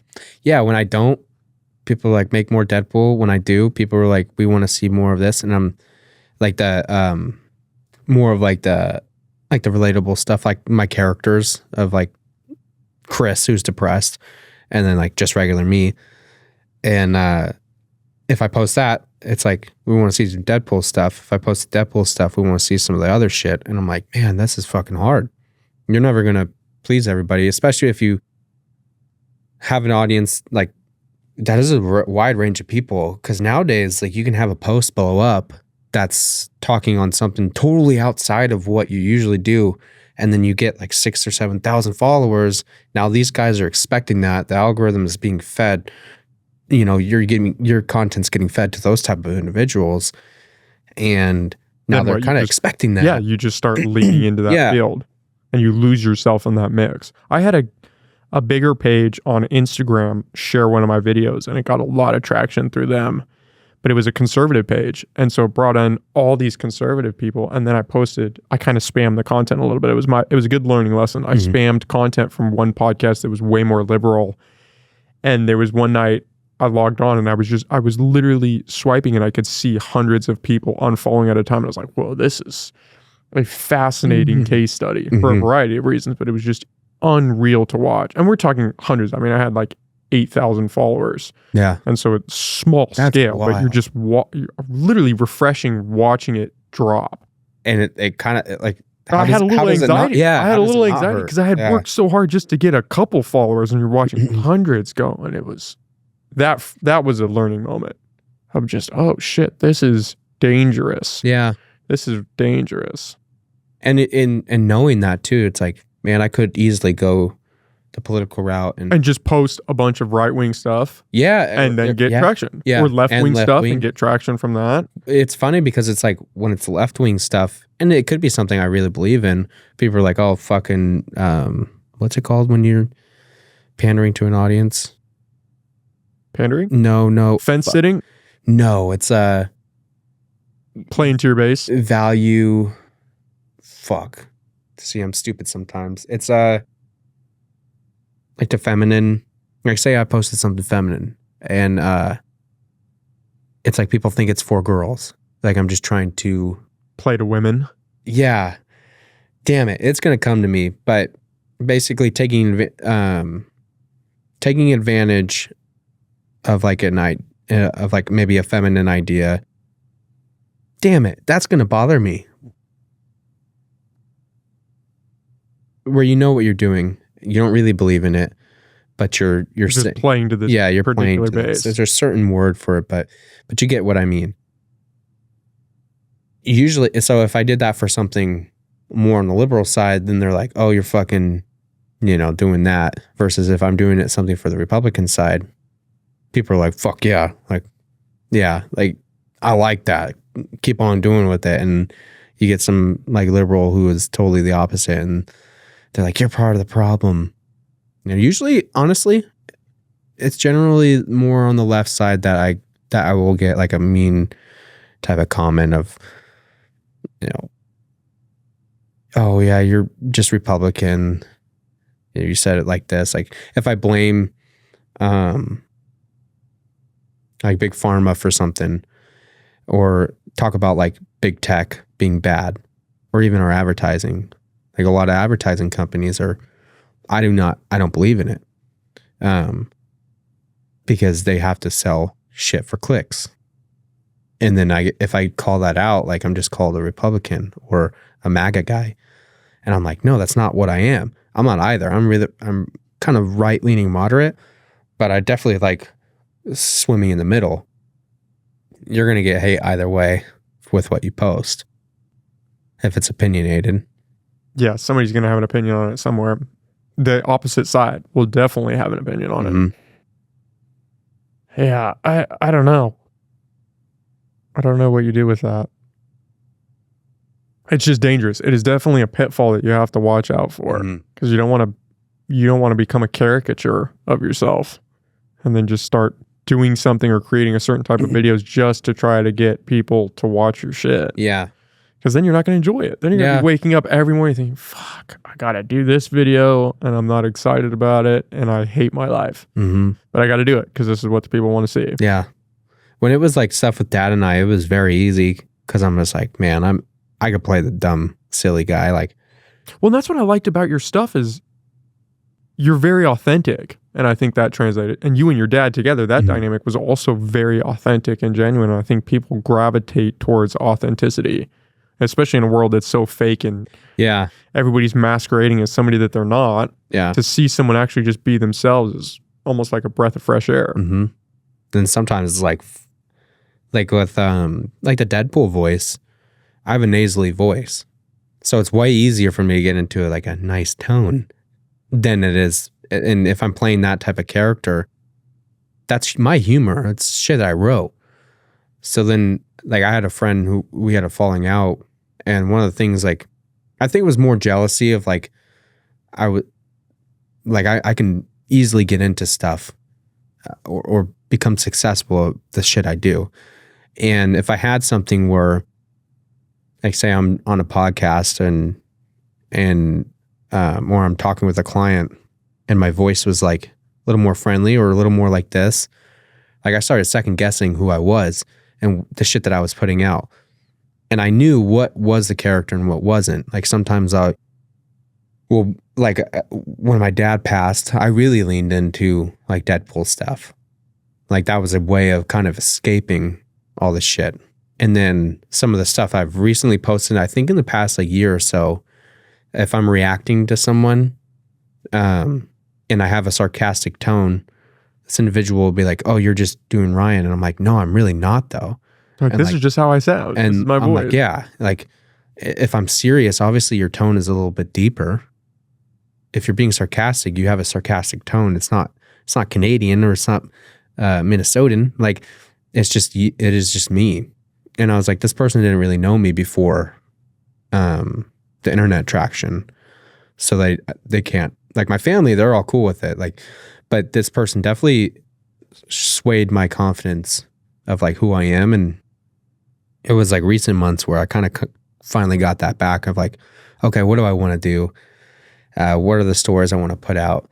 I could easily do all the Deadpool stuff in that type of genre, but like, am I feeling sarcastic these days? Not really. Like, I feel a lot more grounded and, like I still feel nasally, like it's still there and I can easily do all that stuff. But, yeah, definitely of that mindset, like fuck anybody who kind of sways your confidence in any way, shape or form, and take that as a learning lesson to really figure out who you are too.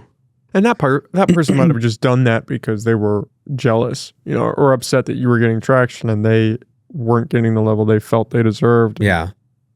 And I was even getting traction with shit that was not of the voice. If I was like going deep with it, like just your level of success might have caused some strife, which is weird. It is. I'm like, man, you're my best friend. Like, why the fuck? Like, I would root for you on any way or on any day, like to do whatever's going to make you successful. And if it's you, like if you genuinely believe it, and it's not delusion, then go for it. Like it.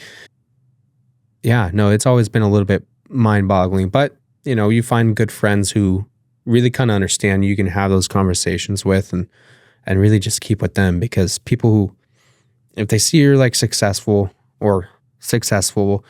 online and that's something they kind of want and they're not able to achieve that, like that definitely, I could see that getting in the way of friendship. And it has in my life, like with a couple people in the past. And yeah, it's a wild thing. Yeah, I've never understood that. It doesn't, you should want your friends to be successful. Mm-hmm. And their success, even if it's in the same field, it doesn't detract from your potential to achieve success. Yeah. I mean, that's, especially with something like a podcast, we were talking about that a little bit off air. It's not like there's not plenty of listeners to go around. It's not like you can't enjoy. I enjoy a ton of different podcasts. Yeah. And if they were all beefing because they were mad, oh, you got to pick one and only support that one, that would be insane. You want to lift everybody up. Yeah. And you want to continually grow. Like, I don't want to just be like an influencer, because I know the shit that the stereotypes that go behind that. Like I'm a storyteller at heart. This is why I got into it. And then the online stuff just kind of helped. But I want to get back to that. And like with YouTube and growing on everything and doing more long form content, like I want to do that. Can you help me do that? And the answer was no. Or the reaction was like, no, you're not this, you're not that, you're just an influencer. And I'm like, nah, fuck that.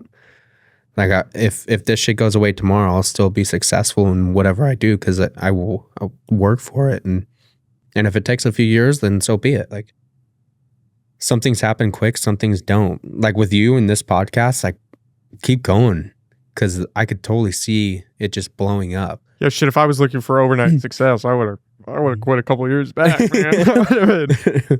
But it's like you know. But it's hard. It's hard to do something for an extended period of time and not see the success you think that you should have. Yeah. That is the biggest killer of people's dreams. I mean, people trade their dreams for a 9-to-5 job because they're afraid. Or they just can't take the grind of working at something and not knowing if it's going to pan out. Yeah. That fear of, what if I spend 20 years doing this and I'm still in the same spot? Yeah. Can you handle that? People break. Yeah, they do. Or they break that societal expectations of that. Like my dad was so good in, instilling like a certain level of delusion within me of like, yeah, I can succeed. Like I want to hit 1 million followers on TikTok. Like we did that in 69 days.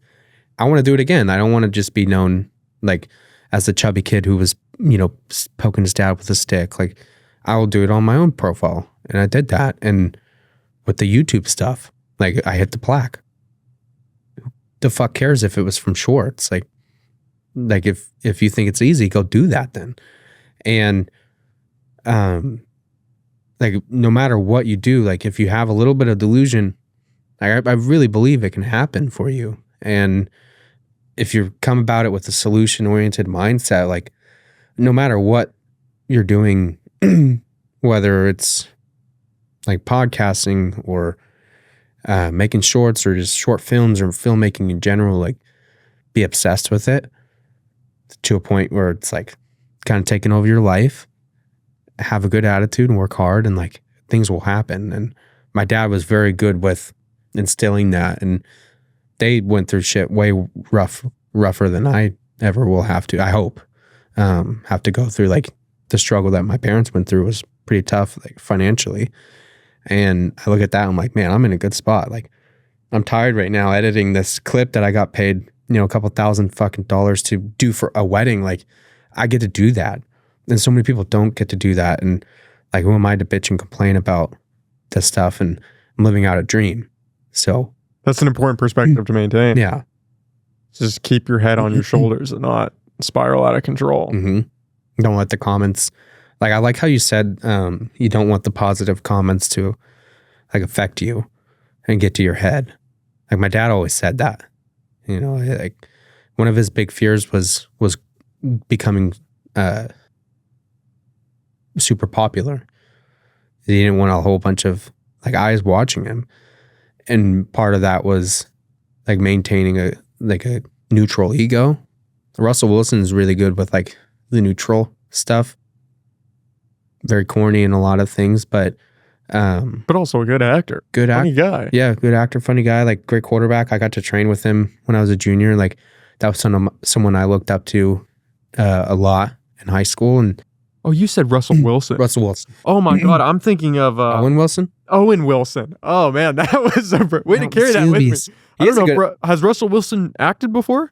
He was in Entourage. Oh, okay. Way to roll with me on that. I appreciate it. Yeah, We're like, yeah, good actor, also good football player. He is a good actor. It's like, oh, I was like, wait a minute, why does Russell Wilson? That doesn't. Owen. I was like, if we're not going with the Subway. Yeah.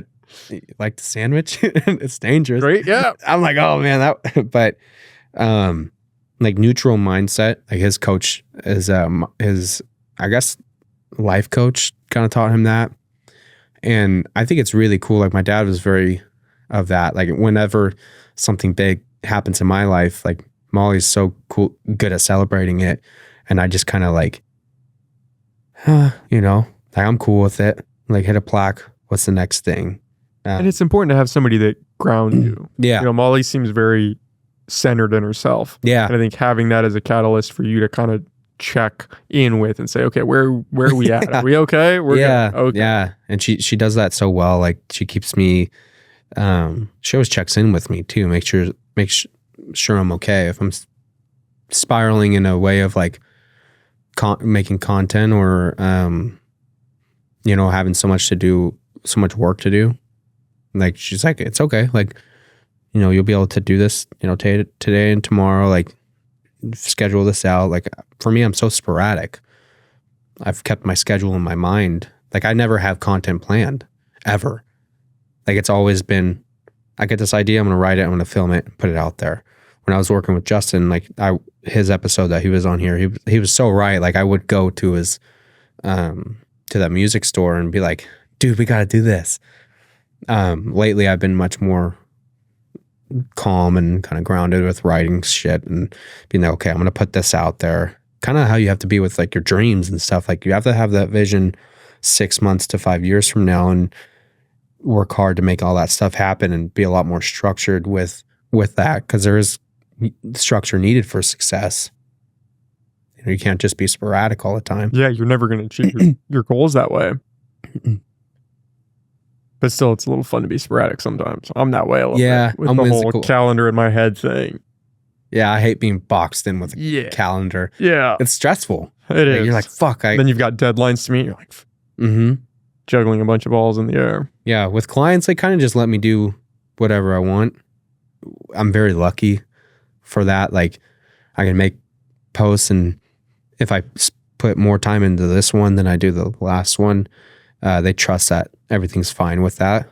And that's pretty cool to work with them on that. Like, well, and some of that comes from success. You know, you've got a catalog of work that you can say, hey, you know, have a little faith. Yeah. I kind of have a good idea of what I'm doing here. You can trust me a little bit. Yeah. I think in terms of media, like there's no one out here that I've met that has like more of an understanding of social media and like advertising online.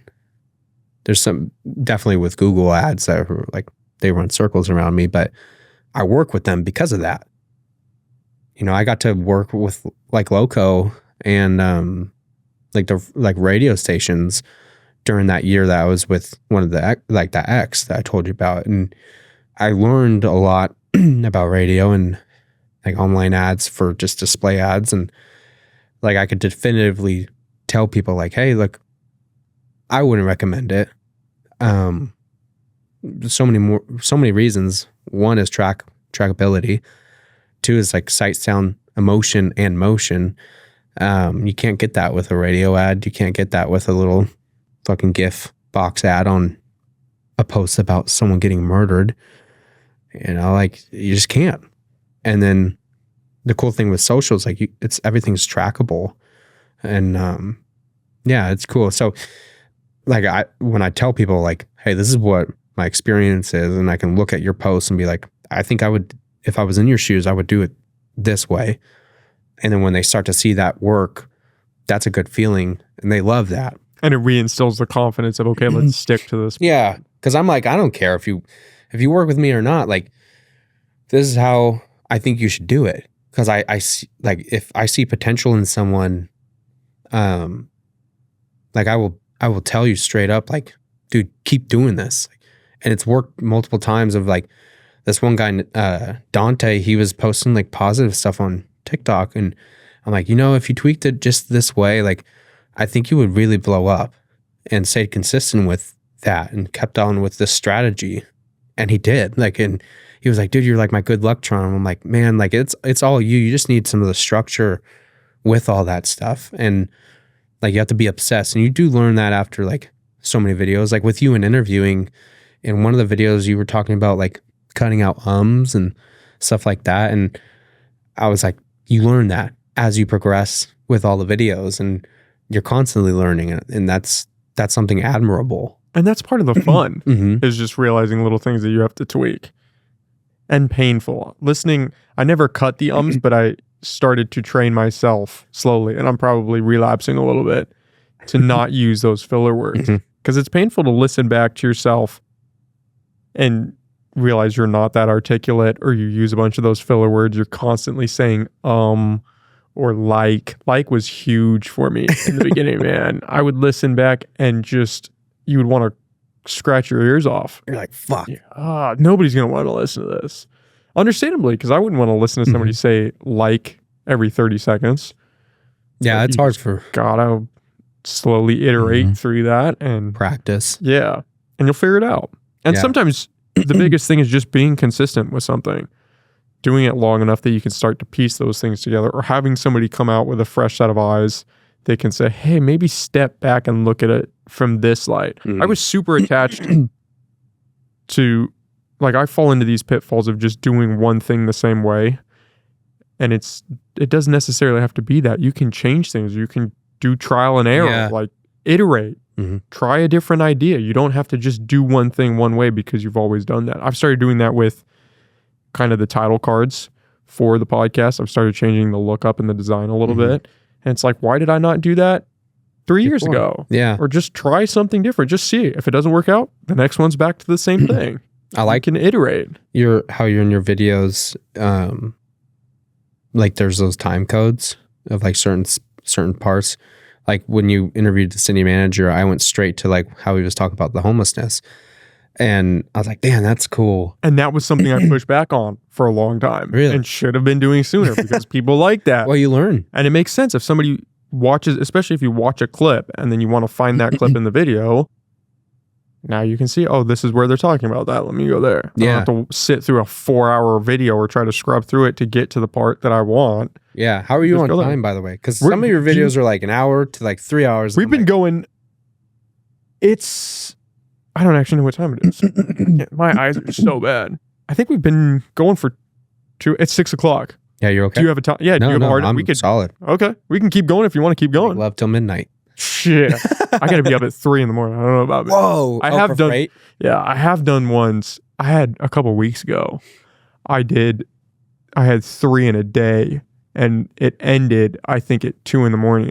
That was a rough. Wow. That was a rough one. But sometimes you got to just do the work. You got to just do the work. Grindstone. But that was 3 was painful. It must be so cool to see your progress with that too. Like I'm a little more show offy with that stuff. I will not lie. Like if I get new gear and all that, like I like to post it. Show offy, but that's also relatable. That's an aspect that I struggle with. You're not afraid to show off, not show off, but show your life to the audience. Yeah. I'm very closed off with that. I noticed, probably like, to a fault. Yeah. Like I like your podcast setup, like, and people haven't seen it. This if you weren't in here, dope. you wouldn't know what this looks like. Like I only knew it was a little bit different from like obviously the records on the wall from some of the originals. You had like a black screen or a black curtain. Yeah, before. And I'm always like, man, I'm jealous of that because in my garage I have it like we put like some kind of trailer wall wood panels on, like those planks. Yeah, and we just drilled them into the wall.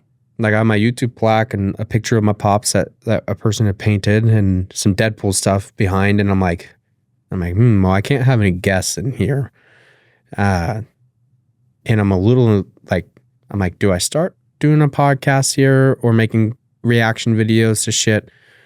I thought the setup was dope, but I know I'm going to look back on it like a year from now and be like, oh man, I'm so glad we weren't there. But I showed it off and then I see your room and I'm like, damn, those red curtains are so cool. I want to do something like that. And I'm like, well, I don't want to copy anybody, so I'm going to do it in a different way. But I'm jealous. You can copy me. These are cool. I've copied Joe Rogan with the curtains. And really, I didn't want to do red initially because I knew people were going to say, oh, you're just biting off Rogan.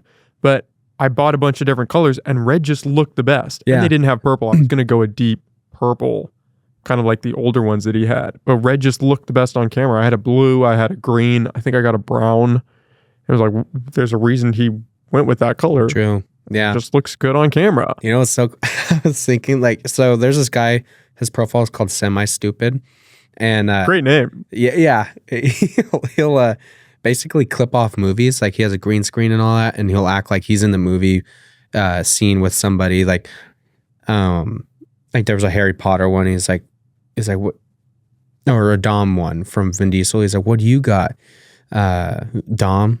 And he was clipping to like Harry Potter. He's like, I got family. But he makes the background look perfect to it. And I don't know if you've seen some of the memes with like David Goggins saying, you're fat. You're fucking fat. And it's just someone else's It's him and video. Stavros. Yeah. Oh, there's a couple of them like that too. Yeah. And I'm like, this would be so easy to like make it look like you're you in could an argument chroma with key it Joe out Rogan. super easy. Yeah. Even just if you wanted to cut in or just have the way the camera's cut, you could just cut yourself in at a break. Yeah, I've done that with videos like with one of Ryan Reynolds clips. Like if you type in like Deadpool reactions on YouTube, it has like 25 million views. It's one of the top. And it was a video of him reacting to like his childhood. And I just clipped like my video in with that. And I'm like, you can easily do that nowadays. Now, Obviously, you don't want to do it if you're doing like a conversation with like Trump or Kamala or whatever, because then you're like, oh. Although that would be kind of funny. That would you be. cut yourself into a conversation with Trump and like, what are we doing? They're eating the cats. Sure? They're eating the dogs. They're eating dogs. They're doing all that. But there's so many like, yeah, just looking at your content setup, I'm like, fuck, that would be so cool. The way your brain works like that is incredible for content creation because you can just churn out ideas. I get honed in and I'm like, no, I can't do that because I need to just focus on the podcast. But it would be beneficial to add things like that in. Just iterate. Try one. See if it works. See if it works. Try like see if you enjoy it. Yeah. Yeah. If you genuinely enjoy it, and because the time's gonna pass it either way, like might as well do something you like. And you've got, especially like for us, we've got the tech to do it. So what? Just try something. Yeah. That's my biggest learning curve is just try things. See what sticks. Throw things at the wall. Yeah. Because the truth is, like, you're gonna do hundreds and hundreds of videos, like, and whether one is successful, because I'll have one that's like goes bonkers, and then another that's like, okay, that's just average, and another one like, where you're like, fuck, okay, guess I'm quitting. Time to pack up. Like, I've lost it. And you like, I'm of the mindset of like, okay, it's on to the next one constantly. Just like with sports, you're never just thinking about that last game. And if you threw a few touchdowns or whatever, like you're on to the next one and the next team. That's how it is with videos. And it's how some like the best directors are with movies. Like Sean Levy, he went from like Deadpool and Wolverine straight back into Stranger Things. And like literally day after the premiere, he's already back in whatever state that they're filming in. And I admire that because I'm like, dude, it would be so hard for me to not like, fuck you haters, like here's this. And that's something I'm working on in my life of like I always try to prove people wrong, and you know, there's not too much pushback on that stuff nowadays, so I almost have to create that in my mind of being like, there's this one person who hated on this shit that I was doing, so they're gonna be the center of like the the fucking Drago that I put on my mirror as I'm doing my Rocky training, you know, like but he's just on to the next. And I love that about people who are just so professional and so smart and creative. You know, you kind of have to be. And you just have to keep an eye on the future. Just keep it moving. Focus on the project, complete it, and then move on to the next thing. Do your best, and then it's on to the next. And you might feel like there's like, man, it can't possibly get better than this. But you know, I feel like with creativity, there is an endless amount of it, and what your brain can do and how many different directions you can go with stuff. Like I'm finally getting like my own style of photography, and like as I've obsessed and kind of learned with like highlights and the temperature of photos and what that could do like with your background, your skin tones and all that stuff. And I'm like, I kind of like this like light and airy vibe with a little bit less green, and because I didn't want to copy like CKC, who is to me like one of the best photographers out here in Humboldt, who just does so well with his photo sessions and how he plays with light and all that. And like he was who I look up to in the space out here. And I'm finally getting my own kind of sense with all that stuff. It's a lot of fun. Video too. Although the video is a lot harder to like kind of master like that editing. Yeah, the edit, it's just a time suck. Some of the biggest challenges. And especially if you start doing color grading and going down that rabbit hole, then you're like, oh shit. Yeah. And adding in effects and things like that, then it's, whew. It's tough. Yeah, I look at the stuff that Justin does and I'm like, I don't have time for that. I can't be going down that rabbit hole. You know, but it's a lot easier than you think. Like some people make it out to be harder, but like with that stuff, like over the past 10 months, like learning DaVinci Resolve, it's not too bad. I think it's just the initial learning curve. Yeah, that's hard. Putting in the initial upfront time to actually learn the tools. I don't use DaVinci. I have it downloaded because Justin kind of convinced me into it. But I'm still in Premiere Pro, but it's basic. It's very basic. And it's mainly because I don't know the tools and I don't have the time to invest in watching all the YouTube videos to learn how to do it. Yeah. Yeah, it's he had inspired me to go into DaVinci as well, because he's like, man, it's so hard, but he's got that like little coloring panel tool, and I downloaded it. Couldn't even run it on the laptop that I had because the GPU or whatever was not good. Like the RAM was terrible. You'd be rendering for days. Yeah, and like would skip off like a, even a 144p fucking video. Like it was just horrible. I got a new laptop, and I'm able to run it, and I know how to make the proxies and all the short keys and stuff like that. But at that first night of just like trying to open the damn program and get a video into it off my Sony, like it took 4 hours. And I'm like, man, this kind of sucks. But there's some good YouTube videos out there and people who are just so helpful with teaching you that stuff. Like it's cool. And that's how I am kind of right now with animation. Like I have the tablet, I have like a Alienware, cool laptop that my buddy, he has two, and they're like super high in RAM. So I'm able to open it up like Unreal Engine and Blender. And I'm like, what do I want to learn first? Because DaVinci seemed so overwhelming at first.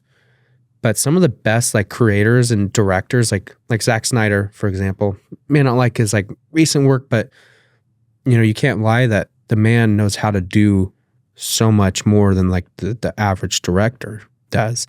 And I like that, because when you open yourself to all the possibilities of creating, you're able to take that and do it yourself. You don't have to rely on anybody to be there for you to do it. Like you could do it yourself, and there's no excuses at that point outside of like time restriction. But he's able to do all the VFX, animate. Like that's cool. Like Malcolm DeSoto, he's the director of the short film that I'm in for this year, and he was going over VFX for like flames, entering that in, and like some of the blood and everything. And he does a lot of animation as well. He uses like Adobe effects, and not even like Toon Boom for his 2D stuff. Like it's cool. And I'm like, he did that from here. Now he's down in LA working and doing commercial work, and he's very, very talented. So if they could do it, we could do it. Like, it's crazy the amount of technology we have at our fingertips. You just have to take the time to learn how to use it. Yeah. And sometimes you get lucky and you have clients that will pay for you to basically learn it. Like that's the time, like that's so cool. Not necessarily, I couldn't go to a client and say, yeah, I'll animate a 1-minute clip for you. But, I could say, yeah, I could make a TV commercial for you. Not have any idea what the hell I'm doing. And just figure it out as you go. Figure it out. Yeah. And now we're a few TV commercials deep, and things are a lot easier with the audio, and even shutter speed to freaking your frame rate. I had no idea.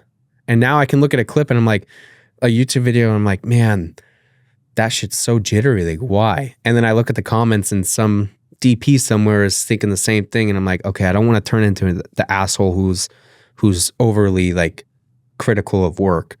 But it's good to know all that stuff when you're looking at a film, or you're thinking of how you could do better with your future projects. And those critiques are beneficial. I used to have the mic tilted up and would talk over it and have the guests do the same thing, because that's how, I think I had seen early videos of Rogan doing that. And so I just thought that's how you talk into these mics.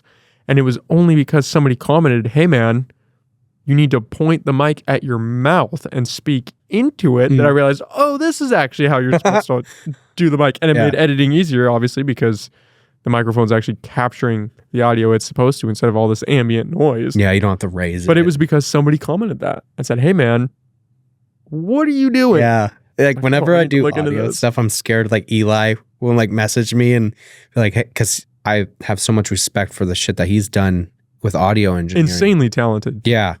And or lighting.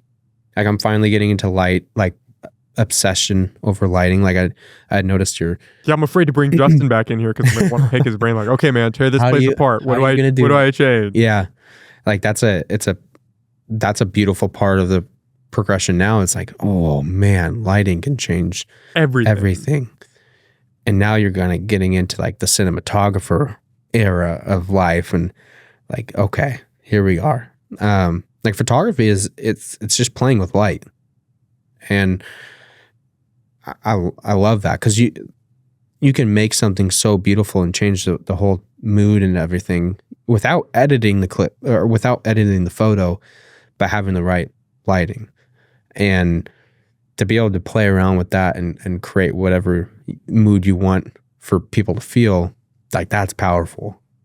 It's insane what you can do if you just have the know-how and you realize these little tricks. Oh, if I light it from this side, or if I change this, or if I'm in post and alter these settings, I can really get it looking crisp. I can do these things. Yeah, David Fincher, who, like, hear him talking about light, or even the people who, when I was obsessing over the FX3, I was watching so many like videos of behind the scenes of the creator, because that camera was used on that Netflix movie. And the way that they talked about lighting and like, oh, it's low light capabilities. And at the time I'm like, I don't know what the fuck that like really means. It's really, really cool that they know like the technicality of it, but they also can keep in touch with the creative side of all that. Like, how do you want someone to feel sad in the scene, or do you want them to feel like happy and go giddy? And like, I wanted to create like a gym kind of boxing clip a few months ago, and I watched this video by this guy named Luke on YouTube, and he's like, yeah, like that once you're like amateurs getting into it, they always want to do the boxing scene with like the one light above. And I was like, fuck, that's me, man. Like, that's where I'm at right now. And like, even things Justin said during our friendship of like, you know, this is you're at this phase of like the videographer level, and I'm like, damn, you're right. Like, this is where it's a progression. And the more you learn, the more you look back and you're like, ah. But it's fun to go through that. Yeah, it is. In it, you're like, oh man, this is great. And then you hit the next step and look back and think, oh, glad I'm not there anymore. Yeah. I'm glad we moved past that. But I'm glad I posted it. Yeah, and which is what you have to do. I mean, that was one of the early things I realized is if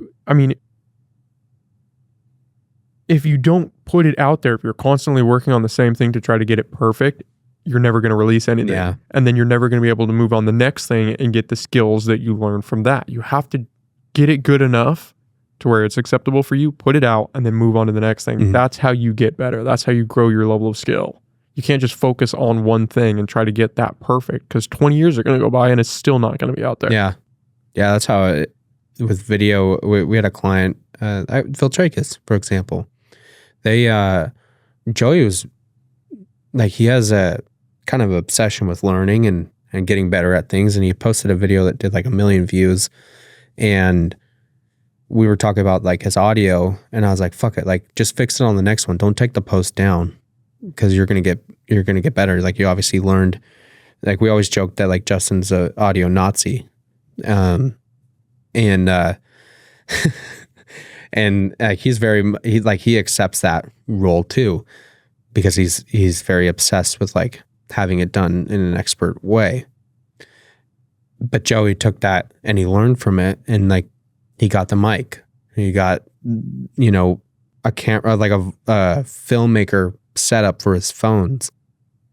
And he just like, the progression that he's had with his content is so cool to see. Like, you have to have that, like, always progressing. Like, what's the next, not in a toxic way of like hiding behind gear to hopefully make your content better, but like, if you want your audio to be better, you have to have some level of like understanding that this mic is just going to be better than this one, because there's no hissing, annoying sound when it's super far away from you, or even just like right here. Like those Hollyland mics are really, really, like, I love them. They're perfect for like creating, and like especially the circle ones that you just put on as like a magnet. Those are badass. But you can always get deeper and be like, okay, what's the next level? Deity.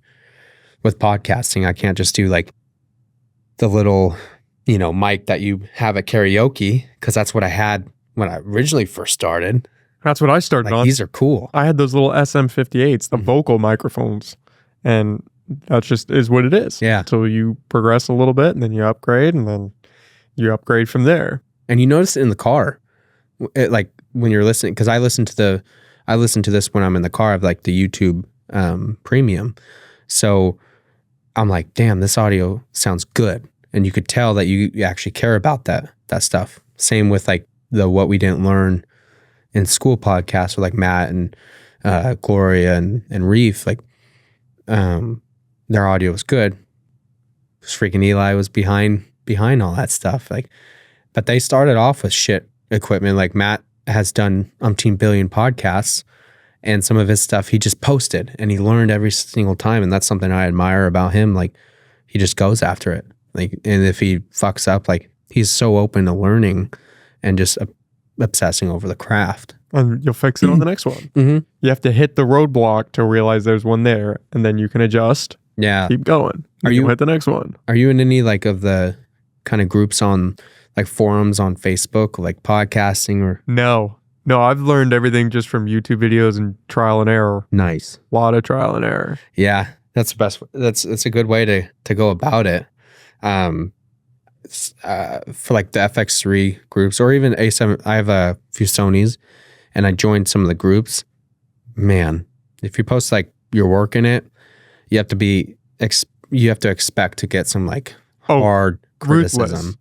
Yeah, videographers can be sometimes. I mean, I guess with anybody, they could be assholes, but they'd be like, "Oh, didn't put a diffusion whatever gadget over the guy's left eyebrow," like, and you're like, I want to say it's a stylistic choice, but I just didn't know better. And then you fix it on the next one. Yes, sometimes it's with anybody that knows more in a field that you're trying to get into. Mm. Sometimes the help is a little harder than it needs to be. You could soften it a little bit and still get the point across, but you just got to take it for what it is. Take the good parts that you can use and then maybe ignore some of the underlying tone and keep going. Yeah. You have to have a thick skin if you're going to try to enter a new field or even progress in your current field. You just have to accept you're going to make mistakes. You're going to stumble a little bit, but you'll get better as long as you stick with it, which is the key. You just have to keep going. Keep on going. Some people are nervous or they'll express that they're nervous to reach out to me regarding like creator shit because they've been turned off in the past by like an asshole or someone who they might have like 30,000 followers and think they're like the top dog. And I'm like, no, I'm sorry that happened to you. Definitely is a real problem with a lot of creators and videographers and audio engineers. Yeah. But, you know, you keep on asking the questions to the right people and someone is going to take some pride in like being able to teach you all that stuff. And like sometimes I'll reach out to people who have like successful documentaries, like the Sly documentary about Sylvester Stallone on Netflix. I haven't seen it. I watched it. I loved it. I was like, this is cool. And I reached out to like the DP and he actually emailed me back. And I was like, dude, would love to pick your brain sometime. I don't know if he ever emailed back after that, but it was so cool that he was like nice and appreciative and like thankful and like that is really, really cool to be able to have. Like even in the past when I was doing business stuff, like Ty Lopez, for as weird as he was, like he was very open with teaching people, or even like the group when I went down to LA, like he answered some of my questions about like one of the most important things was starting off. Do you have to move to LA? And he said, grow in your community.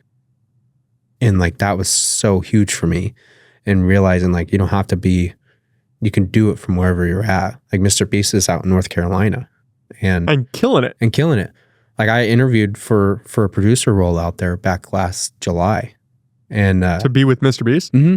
Yeah. So one of the producers, his name is Nick. He had put like a little like feeler out there on X, and I DM'd him, gave me his email. I had to do this like weird test where you have to answer, I think like 48 questions.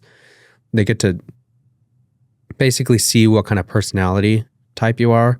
And I interviewed, and he was like, would you be willing to basically, like, if you got the job, move to North Carolina to be able to do all that stuff? Because the job would have been organizing with like, you know, shopping malls, finding contestants for some of the game stuff. And I was like, dude, that just started off with like an email or reaching out to someone on social. And then after that, like the connection wasn't there, but I still was able to like contact him. Or even with Ryan Reynolds' team, like I have a buddy now who's like head of some of his social media, and like the collaboration, it might not ever happen, but I have a relationship now with the guy who originally reached out to me from his team about it, and he's off working for the boys on the Amazon. And I'm like, dude, that's so cool. Like I can pick his brain about that and maybe get something like I'll spark an idea of creating something new and original that takes off and people love. And it's just cool how you can connect with people online. But you have to be willing to take that first step and reach out. Reach out. Which is the hardest part for a lot of people, is just take the leap. Yeah. Even if you don't get the email back or the DM back, at least you tried, and now move on to the next person. Yeah. Try I again. emailed you. I was like, dude, I like your show. I'm glad you did, because I'd been meaning to reach out to you. And it's just, that's what it is. I wouldn't have any guests if I didn't email. I've gotten people that probably shouldn't have been on the podcast because of the size of it, and they came on just because I reached out to them. Wow. It's like, you're constantly reaching out to people. Yeah. You got to build the connections. Take the no responses or the no, I'm not interested on the Have chin. you gotten that? Oh, yeah. No way. Oh, man. What?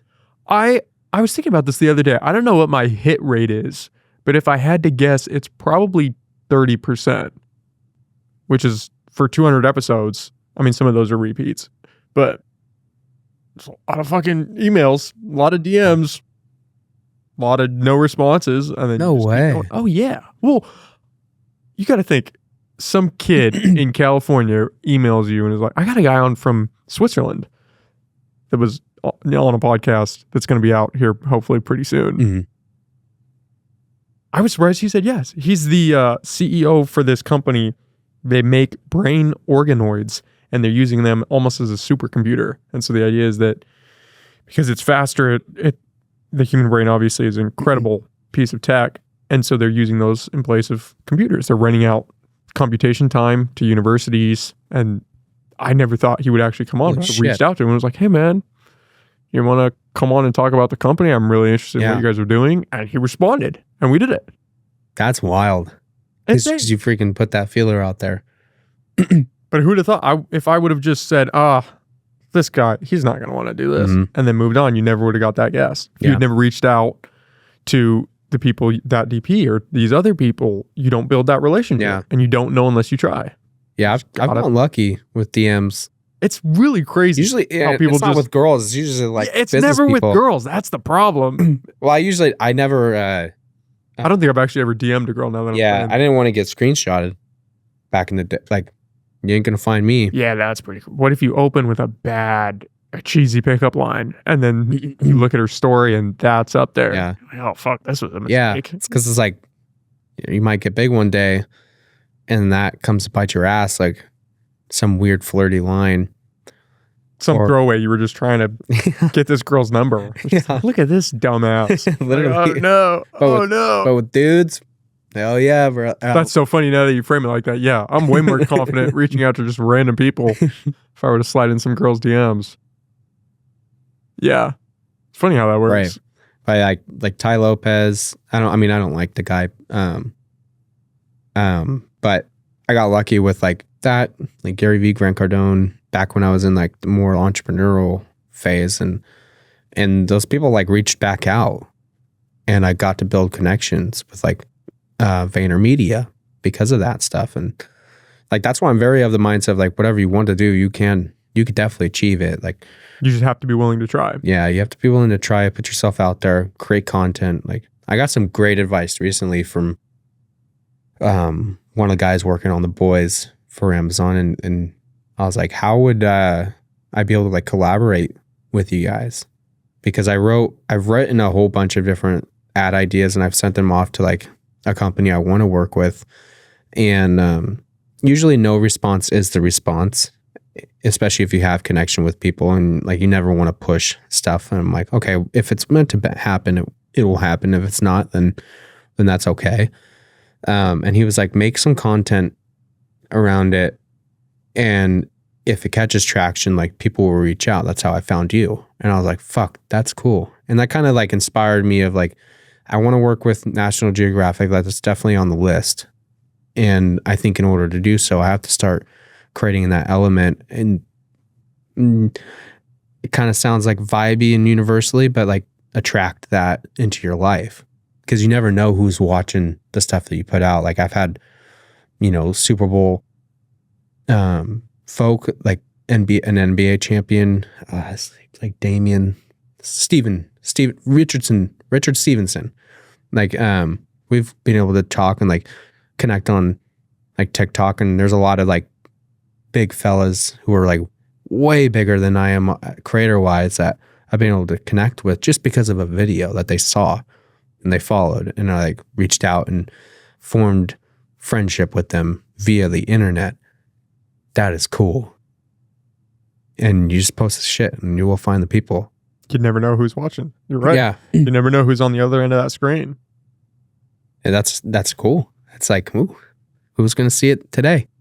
And like you said, if you put out the content, like if you start making more nature-based videos or photography-wise, and then you can show National Geographic, hey, look, I've already got this catalog. People like this. Yeah. And they might see that and say, oh, wow, we need to talk to this kid. Let's bring him on board. Mm-hmm. And it's only because you take the initiative and you start doing that, you put it out there. Law of attraction, as cheesy as that sounds. Yeah. Yeah. But it's real. But it is real. I really do believe it's real. With the Deadpool stuff, like I went as far as I did with that and got like, people liking it from Ryan's team and like even the creator of Deadpool. And like I've gone pretty far on Cameo too as Deadpool, like over Nolan North and Rob Liefeld. Like that's just because some comment and like me leaning into that character and believing like this could happen. This could lead to something cool. And it has like to be able to make cool, really, really cool videos. And now it's on to the next thing, like whatever that may be. Nature first, and we'll see where it goes from there. Yeah, it's just about following those threads. Mm-hmm. That's how I look at life. You can have a destination, but maybe in working towards that goal, you pivot off or you find this other thing and it takes you in a new direction and then you pivot off from there. You just have to make the forward momentum. Have you read Matthew McConaughey's book, Green Lights? I haven't. Dude. He's an interesting guy. Very interesting. Is it a good book? It's a great book. I'll have to read it. Yeah. December 15th, 2020. There was a page in his book that said, style is knowing who you are, not giving a damn what anybody thinks about it. And as soon as I like read that, something kind of came over me of like, oh, fuck it. Like I will be silly. Like the whimsical kid. People have always like given me shit for that or like trying too hard. Now it's cool to put in your maximum effort. But when I was running in PE, it wasn't. Like that's how I've always been. And like the whimsical side. So lean into that. And things have like progressed so well because of that. And that book, man, like I've given that book to like 6 people as gifts for their birthday or Christmas. And like that's a good one. Matthew McConaughey is someone that I look up to because he moved down to LA, moved into the apartment of the director for Dazed and Confused. His dad like died 2 weeks into that, him acting in that. And when Matthew moved there, he was like, man, I need a job. We got like any auditions for me? And the director said, like basically slapped him and was like, dude, you're going to get eaten alive here. Like you look so desperate and Hollywood will eat you. So Matthew like left and went to the Amazon River, or I think he was motorcycling in like the Swiss Alps or something like that at this point. But he got away from everything and like was able to ground himself and not feel like he needs something. And as soon as you get to the point of like, I don't need this, I feel like the pressure of everything kind of subsides. And then you finally do kind of get what you want. That's how it is like girlfriends. Like, man. Desperation stinks. Yeah. Like when I met Molly, I was like, yeah, fuck it. I already dated a few girls. Wasn't going around. Like, I'm just kind of done with it. I'm going to focus on this. And then she kind of came out of nowhere. And sometimes that's how it was with content and making connections with people. I'm like, fuck it. I'm just going to put this out. Like, I have no expectations anymore. And good things happen from that. It's a weird thing. I've always liked his origin story of getting into acting. The fact that he was in college and realized this is what he wanted to do and called up his dad. Yeah. It's like, hey, I don't think college is it for me anymore. I kind of want to do this acting thing. That always resonated. I almost dropped out of college to move to LA to be an actor. Really? Yeah. Yeah. I saw in your video. Sorry, I cut you off quite a bit. No, go. Too. Saw you, when you talked to Justin about acting. I was like, dude, you'd be a great like army actor. Yeah, no, you definitely got that look to you, but continue with the dropping out. No, thank you. I appreciate that. Yeah. That was a good segue. Mm-hmm. It was 2019, maybe early 2020, like right before COVID. And I was really considering, I was in New York at the time. I had a couple grand in my savings account and I had kind of figured out I had enough money to get to LA to drive. And then I wasn't sure what I was going to do in the time trying to find a job. But my parents had sacrificed a lot for college. And I knew that if I went and did this, they would probably disown me. I wouldn't have a connection with my family. And unfortunately, I'm sad to say that I was weighing the options of that. And I had a professor. He was my linguistics professor, I think at that time, or my cognitive science professor, potentially. And this was like his first year teaching. He was a young guy. I kind of related to him a little bit because he had started rapping in high school. He was going to be a rapper. They had written articles about him. This was his dream. This was his goal. He was going to go move out from his hometown and do this. Had pursued it a little bit, met a girl, and then his whole life changed. He started going into teaching, went to school for that. And so some kid in the class found his rap videos. And so we're in a lecture one day talking, and I'm talking to this kid and he brings it up for the class. And so that night I went down a rabbit hole, watched all his stuff. It's like, whoa, how did this guy go from this rapper in his local hometown to now he's in front of me teaching this lecture? And he scrubbed them the next day. So I watched them all. He scrubbed them the next day. I was going to watch more that night. I was like, whoa, these are all gone now. What happened? And so I went to his office hours and I was talking to him. I was like, what, can I ask you some personal questions about this? And he's like, okay, where's this going to go? And we had talked for a little bit. And then I brought up what I was thinking. I was like, I'm kind of considering dropping out of college to go pursue acting. I've got this family dynamic at play. I don't have a whole lot of money to really do this, but it's something I'm passionate about. I think I want to try this. What do you think? Tell me what to do with my life. And he kind of looked at me and thought for a moment. And he said, you have to live.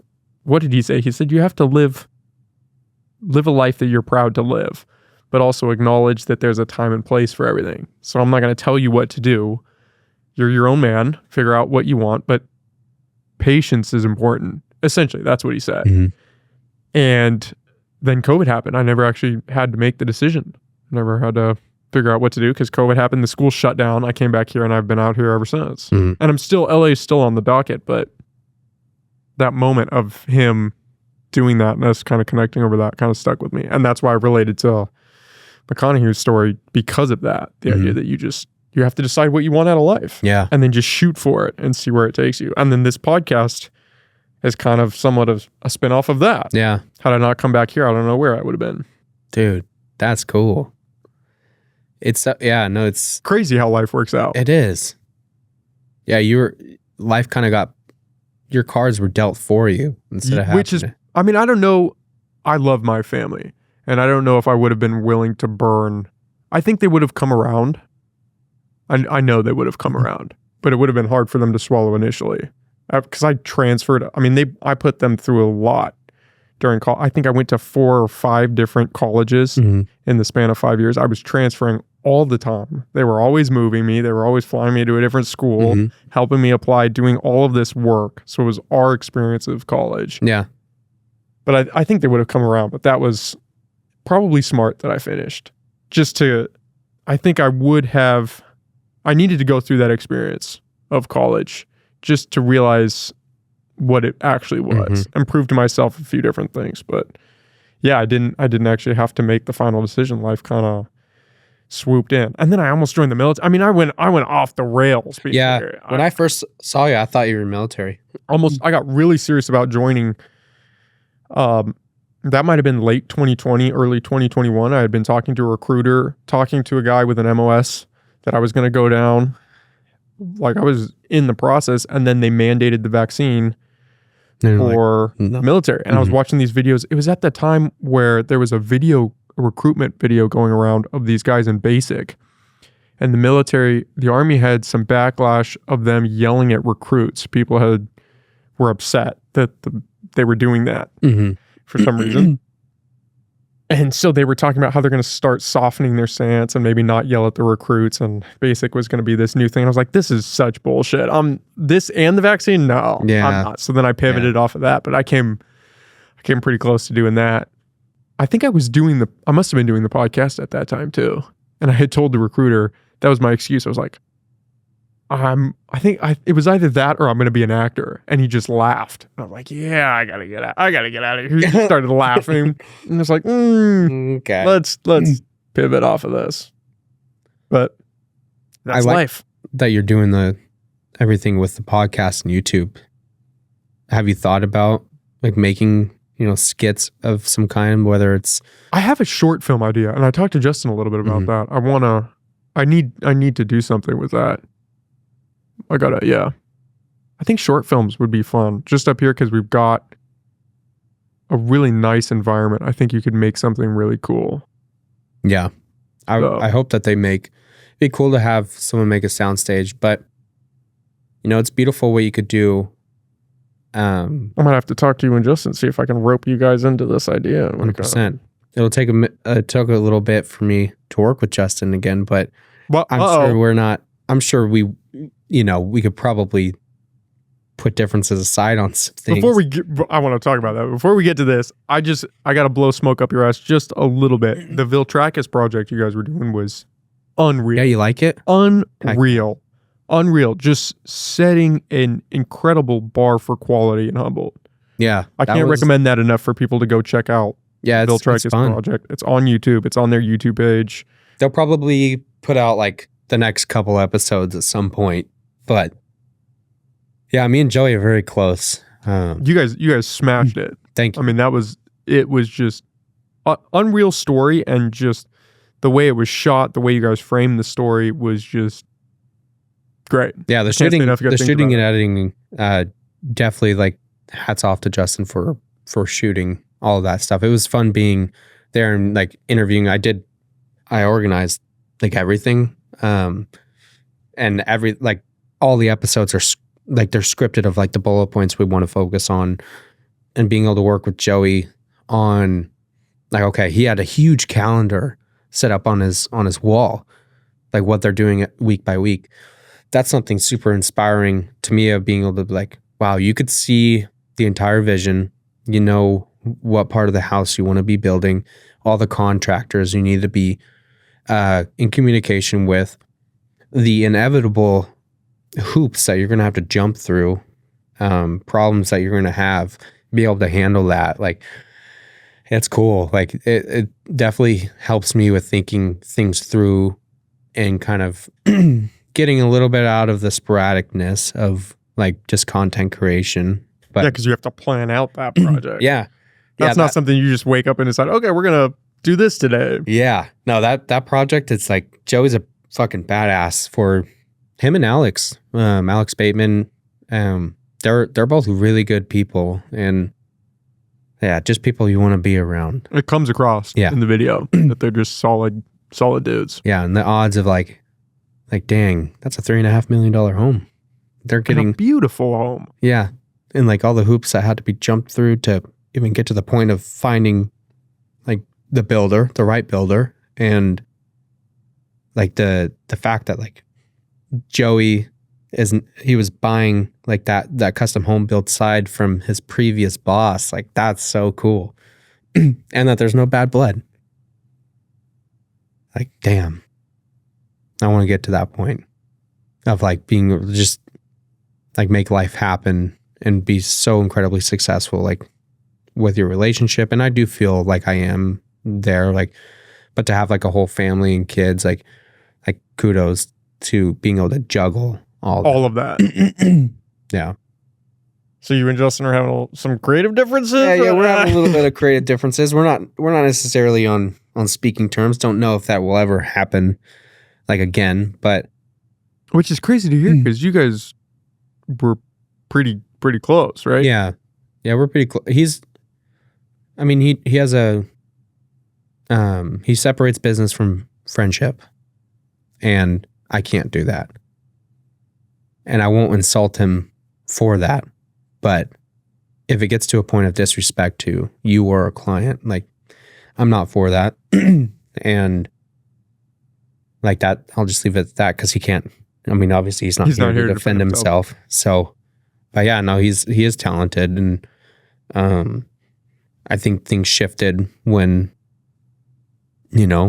relationship happened and the kid happened, and like whatever shifted in him to kind of, I don't know, like it was devastating to be put down some of the ways that I was, and just not something I could do to other people. And when I have community members or businesses coming to me and talking their grievances out on that, like that's a problem. But who knows? Maybe we'll work together in the future. Like maybe we won't, but I know I'm at the point where I'm like, I'm not super bitter about it anymore. Like I've kind of proven to myself, like I am talented and I can walk on my own 2 feet when it comes to video production. And I am a producer. Like I can do that stuff. There's a reason why those episodes are taking a little while without me. And the owner, like he understands that too. So yeah, it's, you have to be able to be a team player. And I've always been like in leadership positions, and I've only had to like rely on myself for that. And when I had a relationship with him as if he's like a bigger brother, he kind of became an attachment figure for me. And he was, there's some good things in that relationship of him saying like, you don't need anyone else's validation. You get it from yourself. And that's something I truly appreciate about our friendship, because now I'm at like, I'm very confident in what I can do and what I can learn. And it's always been there, but I feel like maybe one of the lessons in our friendship of like, he was kind of a hard ass on me and not so much, a little bit of a hater in some regards. And maybe there were some decisions I was making that he would have made differently, but I feel like he wasn't in the position to make, and that he wanted to make for himself. And because I wasn't making those decisions, like I wasn't living out things that he would do, maybe there was some friction with that. Oh man, that sucks to hear. But every time someone brings up like, he is super technically like sound with the stuff that he does, and you put him in the right like dynamic. Working with, like, we work together. We work really well together, actually. Like, but I can't separate business and friendship. Just can't. Well, it's got to be hard working, first off, working with a friend on a project, but also where you're both so creative and have a wide range of skills under your belt to kind of mesh both of your visions on one project, especially if one of you thinks, oh, we should go this way, and the other thinks, no, we need to pivot over here and take it down this road. Kind of the friction from that process would be challenging to overcome. Yeah. And when it's like, if you think that you know it all, you're not going to be too open to learning something from someone else. Like, we did a commercial. He didn't understand it. It was aired. People saw it. People loved it. Someone brought it up to him who he looks up to, breaking it down, and he's like, holy shit, Tex was right. There are certain things that, like, when it comes to emotions, when it comes to sports, like, just a hard grind of life, like, I come from that, like, world of like, dude, we came from nothing. Like, my mom was homeless when I was born, and like my dad struggled and there's so much strife that like maybe I'll tell that story of what happened, like shit between my mom and dad and how that affected me growing up. But like I get it. And when it comes to like sports, I understand it. And there's some folks like you just have to be open to learning that. Like I am open to learning everything about like video equipment and stuff like that to be able to progress. But I was put down on a lot of stuff. And that's something that it's not a knock to him. Like I don't need him here to defend himself in that. Like when it came to text messages and shit like that, like I'm like, where the fuck is this coming from? You know, I do work hard, and I looked up to him for a lot of different things when it came to like, you know, photography, stuff like that. And there was like an opportunity to hang out with a friend he had up, and he basically like, he's like, you don't need your little I don't need, like, you're just so new into photography. I don't need that getting in the way. And like, I had to lie and say I wasn't available because he didn't want me there. And I would have never done that. And to me, it just, there was a certain level of insecurity that came from that. And it's still like, there's definitely a lot of like hurt from that, because when I was at such a low point, he was there for me. But yeah, it is what it is. Like when it comes to video and storytelling, like I'm almost down to work with anybody if the environment is right. But like those stories of like toxic individuals who like can just be so abrupt or emotionally unintelligent in situations. You know, if it's brought up to me by clients or people on projects that we've worked on together, like there's a common denominator. It's either me or the other person who was in that leadership position. And for me, I backed off that whole project because I couldn't fake like being in an argument the night before by someone I looked up to and being like, okay, yeah, I can work with you on this project that's going to be months. And we've already had a couple situations where I was put down or, you know, belittled for like even achievements online. Like when I got like the YouTube plaque, part of why I didn't like appreciate it was all my friends and family, like they like congratulated me. And the one person who didn't was like my best friend. And they just didn't give a shit. And part of it was like, oh, what's in your bank account? Like why don't you move down to LA? And I'm like, that's not the life I want to live. So that was like some of the friction that we had together. And yeah, no, it was definitely like a thing that like lit a fire underneath my ass of being like, I could be a producer. And if people thought my work was your work when I first got into the game with video, like I thought maybe that was probably one of the things that kind of ticked him off because he's been doing it for so many years. But there was a comment that I was like, damn, should I delete this off this company's profile because they thought it was Justin that made the video and it was my work. But that should be a compliment. You guys are both killing it. Yeah. And I was like, I couldn't wrap my mind around that. Like for me, if there was a quarterback or if there was an influencer who was looking up and like wanted some direction and stuff like that, like I would take so much pride in being able to teach them. Like with my clients, I give them the option, like I will teach you. You want to know the equipment I have, like all the stuff that I've learned, I will teach you so you can do it yourself. With Joey, that was the same way. Like his videos that he made were better than what I was making. And for me, it's like, you understand yourself so deeply. I'm not going to take your money just to take your money. And that has hurt me in situations of like, yeah, maybe I could be like filthy, dirty rich and take advantage, like even videos on TikTok where I had a problem with someone, I make the video over a minute, like that, those are the ones that are monetized. So some of the videos that you see, like if they're underneath a minute, if it's something that's like emotionally charged. It's not on TikTok and it's on Instagram. Like, it's because I didn't want the video for monetary gain. I didn't make the video for that. And I'm very purposeful with that shit that I put out there.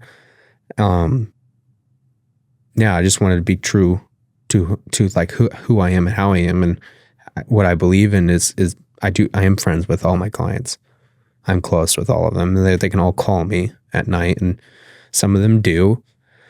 And I feel like when it comes to productions that are so big, and like there was a lot of emotions, like with Joey, like that was a video or that was a series that like it was huge for his family, for his team, and for everyone a part of that. And like any type of worry or anything like that, like I'm here, I'm on his side. And when I left that project, it was because like you're going to be better off without me having to pretend that my heart is having to work with this dude who, for whatever reason, has changed. And I could be honest with like how I handle myself as an influencer and whatever opinion I put out there, like how I'm with you right now. Like I'm honest with folks about where I stand on certain things. And if they ask me, I will answer even uncomfortable as it may be. I hate to interrupt you. I got to fix my camera here for a second. You might know this. See that coloring right there? Yeah. I hate to switch topics, but I'm going to bring this up for 30 seconds. So that occasionally happens with these cameras. I don't know. It's basically, I don't know if it's a hardware malfunction or a software malfunction. I also bought that camera, I bought one of these on eBay, and I don't know if it's just the lens is going out. So it'll occasionally do that and shut off. Not shut off. It'll still be on, but it won't be recording. It'll stop the recording, corrupt the file. No way. And then it turns it into a MDT file, and then it'll have those purple lines. There's a piece of tech. So is the whole thing like all fucked up? No, what we're looking at here is actually a backup recording that I record on Streamlabs because I noticed that was happening. Smart. So I have redundancies. But there's another piece of tech that I'm now going to just buy. I've been dragging my feet because it's a little funny, but it'll save the files. But do you have any thoughts? Yeah. I've talked to a few videographers, and they're like, I don't know what. I've heard lens issues. I've tried to find it on Reddit. I couldn't find exactly what it was. I'm impressed with this in general. Thanks, man. You should have seen it when I started on a ping pong table at my parents' house, or a pool table at my parents' house. So steady progress. I imagine like having to do back and forth editing and all that shit would be so hard. Takes a lot of time. I have a foot switcher. I wasn't doing it for this one because we were having a really engaging conversation. Yeah. I didn't want to be, sometimes it pulls your focus trying to think, okay, I got to switch here. I got to switch there. Yeah. So I was just going to do it in post. But I thought I'd just ask, since that happened. Occasionally it'll happen. Some episodes it does, and I haven't quite figured out why. But I thought I'd bring it up. Yeah, no, I wish I could help. No worries. But I have no idea. Back to where we were. Sorry, that was such a no worries. No worries. It's unfortunate how things play out sometimes, and just you get these creative types. That's a pitfall that people fall into. You can get rigid as you start to build experience and start to hone in your craft and feel really confident in your skill level. You start thinking, I've got it all figured out, and you stop listening to outside advice, which, to be fair, there's a lot of bad advice that gets thrown around. Yeah. A lot of good advice too. And sometimes you just get burnt out trying to wade through that, and you have a vision. You want to see your vision to fruition, and you just sacrifice and burn a lot of bridges in pursuit of that. Yeah.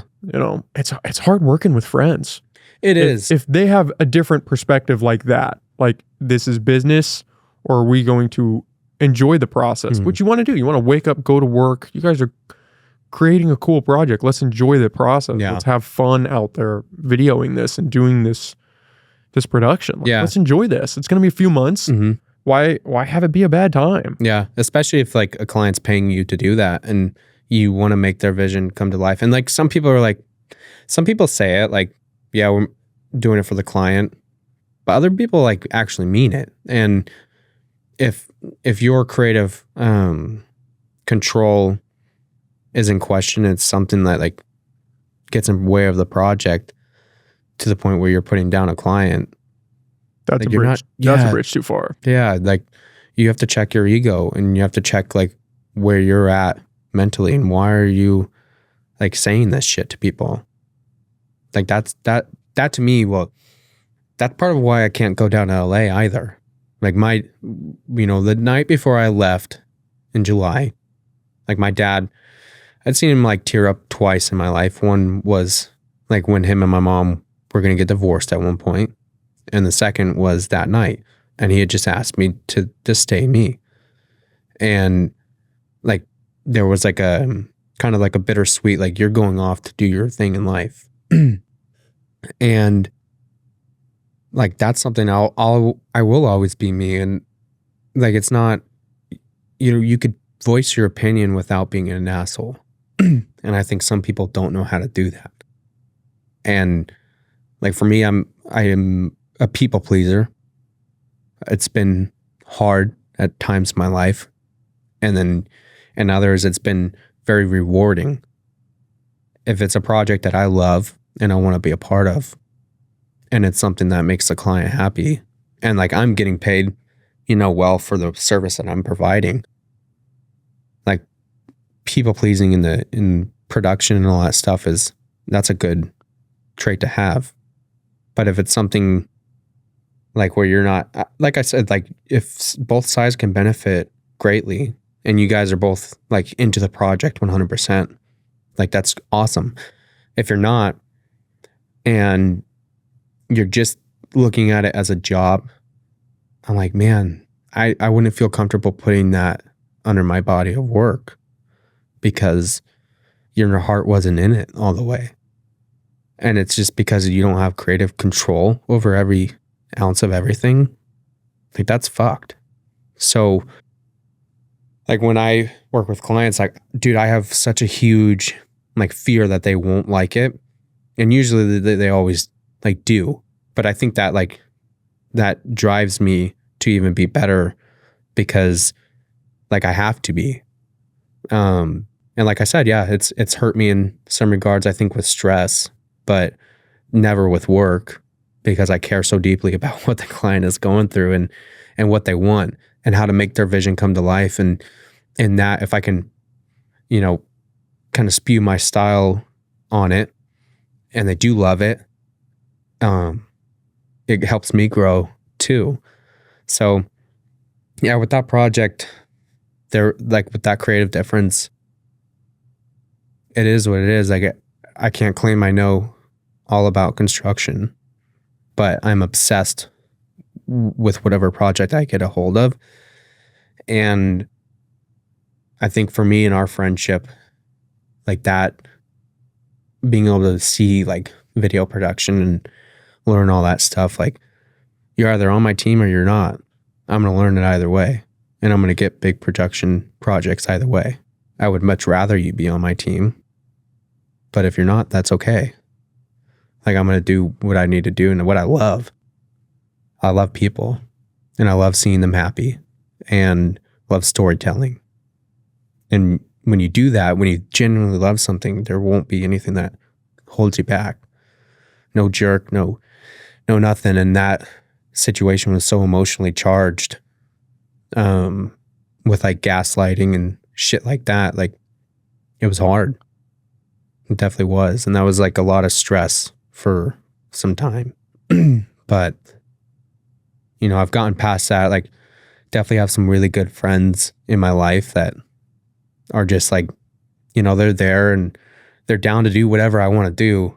And for some reason, like I don't pull the trigger on some stuff because I almost don't want to let them in for that, because I don't want to be hurt like I was by someone I looked up to.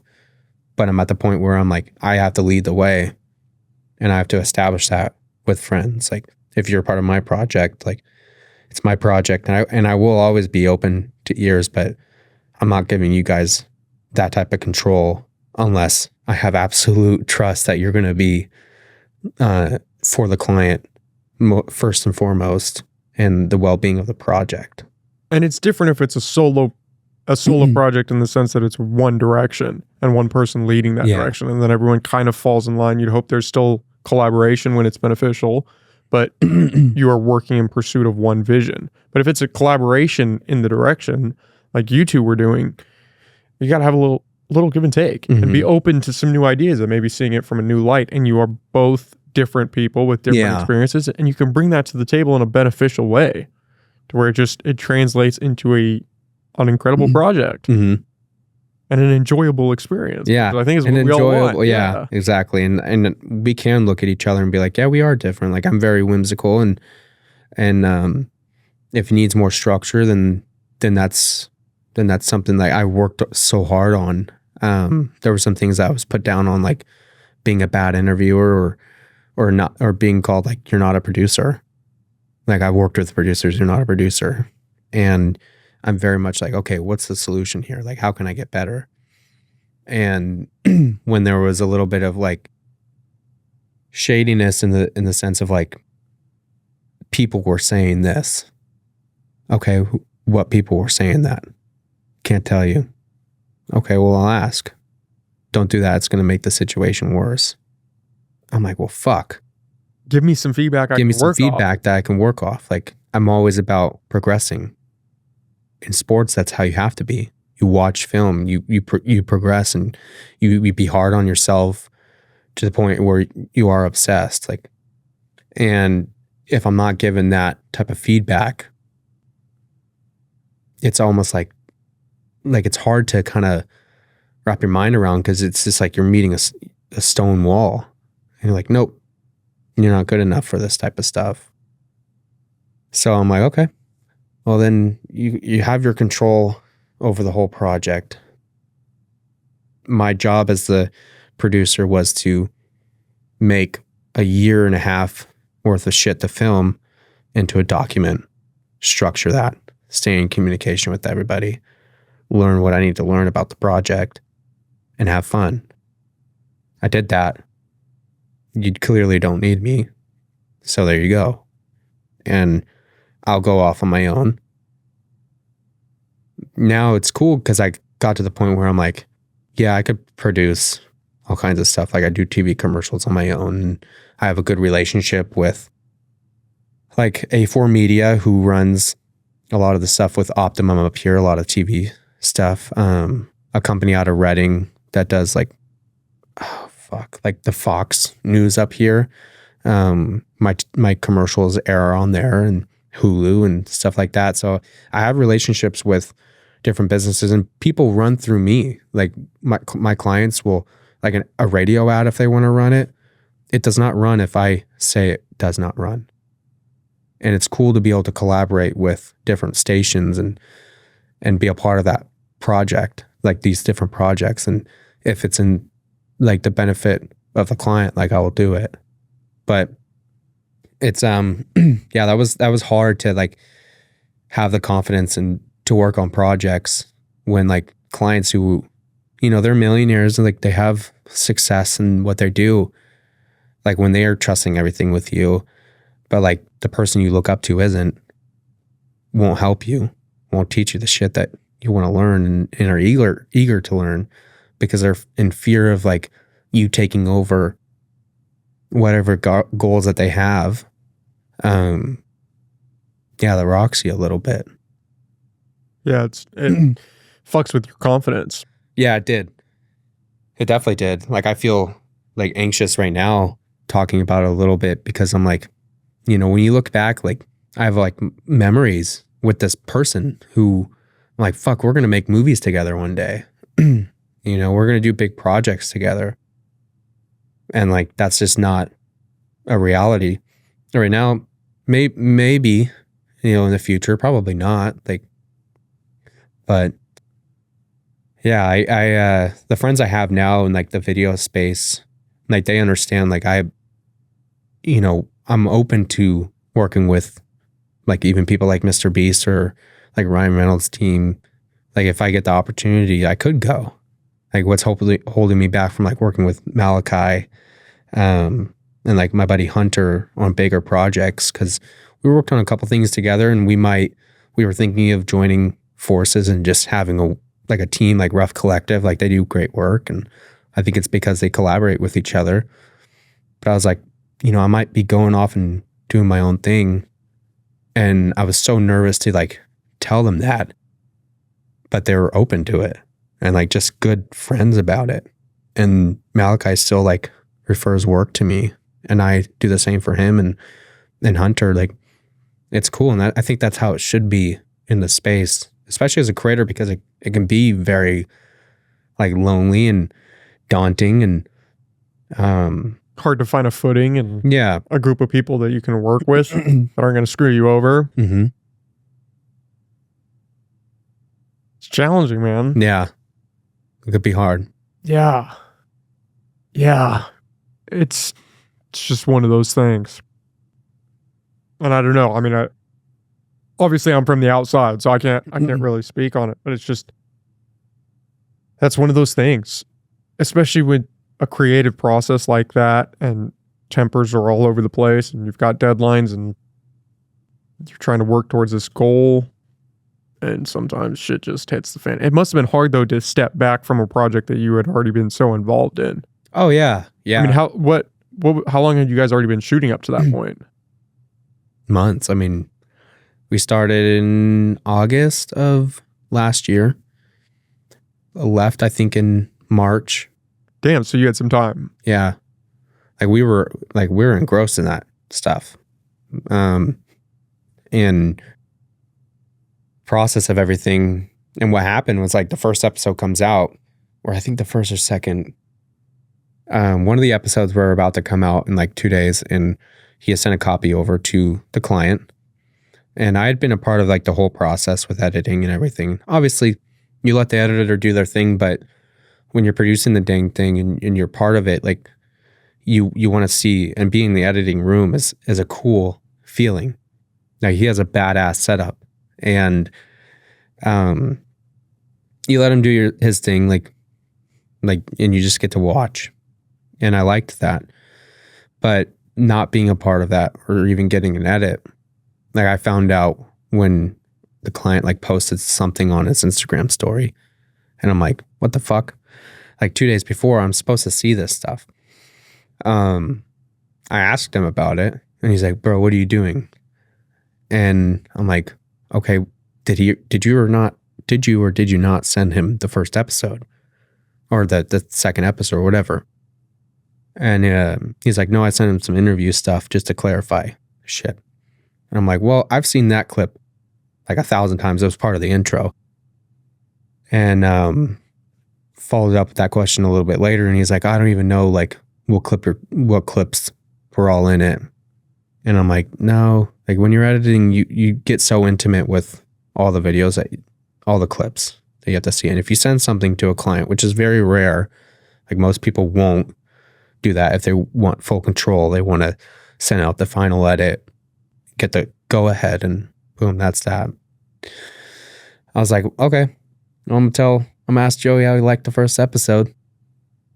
And that's when I was like he definitely lied about it. And we got on the phone, we kind of bickered at each other a little bit. He was like, see, this is what, like, can't work with you, you're too emotional. And Molly was there with me, and I'm like internally, when you are getting like gaslit or they're flipping stuff on you that you've brought up as a problem to them in the past, it's a weird feeling, and you're like, fuck. You kind of feel like damn, am I the crazy one? Like, am I expecting too much? And you have someone with you being like, you know what? I heard that shit. And Molly tells me when I'm in the wrong. When that was happening, I knew right then and there, I'm like, you know what? Fuck that. Like, talked to Joey the next day. Yeah, the first episode had been sent to him. And I was like, I can't be a part of this anymore. He was like, our friendship's done after this project. And I'm like, there's not much of a friendship. And when I asked, like, hey, can you just be a friend to me right now? And like, why are we doing this? He's like, it's not friendship, it's business. And I'm like, okay. Like, if that's how you live your life, and if it gets you somewhere, that's good for you. but I can't do that. And that's not the way I was raised. A dad died a poor man, but he had integrity. And, hopefully I don't pass with like no legacy, like, or something to leave behind. But like I will pass knowing that like I was true to who I was and who I am around me. And that's just how it is. And yeah, no, it's hard.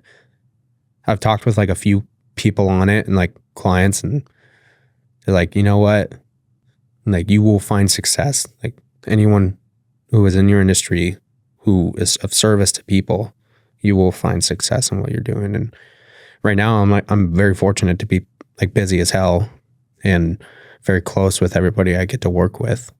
But yeah, that I'm not going to let like a bad apple affect the whole harvest. Absolutely. That's the perspective you have to have. I mean, one of the things that I've noticed in life is you can go so far if you are just nice. It is amazing how far that will carry you. Mm-hmm. Just nice. Nothing extra. And it works wonders because a lot of people aren't nice. Yeah. And I'm like, which is a terrible way to go through life. It takes more muscles to frown than it does to smile. Like what? Like just, and it costs nothing to be nice. It really like, or even just considerate and respectful. Like it's a wild thing. Yeah. No, I had someone from like he had fired come to me and be like, hey man, if you ever need help with your wedding videos, let me know. And I was like, I almost thought it was like a trap, but no, it just, to me, whatever's going on in that realm, whether it's a phase or whatnot, like, I just wish the best for that person. We had a lot of good times making stuff together. And like, I obviously care. I still care about it. I still care about him. And, like he was a bigger brother for a little bit. Life. It's wild. Life throws some curveballs at you. Sometimes you just got to roll with the punches. Mm-hmm. And I mean, it sounds like you're doing good coming out from the project. Yeah. That's a good thing. Yeah. Yeah. No, I would totally be down to do something with Joe again. Like we talk and we're still very close and all that stuff. And, telling you, I think short films up here would be freaking sweet. Yeah, I definitely want in to. The redwoods or yeah. I thought of implementing the bay in something. I haven't fleshed it out, which is funny because I don't know how long ago it was on that I had him on and I kind of brought it up a little bit, but I have just like an opening scene that needs to be fleshed out way more than just that. But I think it would be a cool project. Just film it, throw it up on YouTube. Yeah, why not? Why not? You never know what could happen with a video. Like even as a throwaway post, like damn, that can gain some crazy traction. I have this Batman suit. It's a custom made one, and it's a Batflick one, so it's just like gruesome. Like I love Ben Affleck's Batman because he was just so violent, and I got a custom one made, and I want to either put like my buddy William English in it or someone that I could find, but like I want to make a short film around that, or really anything. Like Humble is perfect for a lot of stuff. Jedi shit. Like there's no one has a Darth Vader outfit up here. Like I have a custom, like a mask, and I'm like, I just need the fit. I just need the rest of it. And the person, when they did the Humble Del Norte Film Commission, set up like the Moonstone Festival or Moon Festival or whatever. They had like people from the Apple commercial come up here, and one of them was the Darth Vader guy. And I was like, how much was that? He was like $6,000. I was like, yep. Fuck. The Deadpool suit cost $3,000. Did it really? $3,000? Yeah, I had it sponsored from Lost Coast Roast. Oh, that's and the mask cool. was sent over to me from his name's Jose. He's with Illustria Studios. But yeah, a good suit, definitely costs up $4,000. There's some good Captain America ones that I was looking at that were like $1,000. like 700 to 1,000. I'm like, man, that'd be cool to make something with that. But I want to like direct and film it. It's just easier that way, especially when you come from like the influencer side of stuff. Like you're putting out so much content and you know the angles that you want for yourself. And when I've worked with like models and stuff, like it's so easy to do it for them because I'm like, I know what, see it. Yeah, I know what you want. You've told me what you want. And also like, I know what I want for videos that could do well. So I want to experiment with stuff like more dialogue, like writing has always been fun. Like I wrote everything for Dad and I, every word. And I have this like cool notebook with all of it and a lot of the writing that I've done for even my content. Like there's a reason like some of the cues on the comedy work and like they're very thought out pieces of content. And I want to do that with short films, like 5 to 10 minute clips that I could put on YouTube and see what happens with them. Not even on the channel that I have now, but like on a totally new one that's just specific towards cool shorts. Like a football one would be really cool. With like one of the ideas was having two brothers, one's older, he's graduated, like he's kind of a drunk and he's so hard on his younger brother, like gets him up every single morning, has him jogging, like training him. His brother's a wide receiver and his brother's super freaking talented. But the older one is just so incredibly hard on him, almost like the dad from Friday Night Lights. I was thinking Friday Night Lights when you said that. And like their parents are gone. Like they both had passed, and his brother is heading into senior year. They already have a state championship underneath the belt. But as a wide receiver, he needs more like film for like the coaches to see like that he can do everything short route related, because 75% of football plays that are throws are within 15 yards. For me as a quarterback, that was one of the struggles I had, was like I could throw a bomb and throw a long route, but I was really bad at a lot of like the digs, slants, stuff like that needed attention and over the middle. Receivers, some of them are really good with going deep, but they suck at cuts, whether that's going in or taking it out. So that would have been one of the things that will be one of the things that are like just so heavily like ingrained by this older brother into his younger brother, because the older one didn't get to go to college because he had to take care of his younger brother.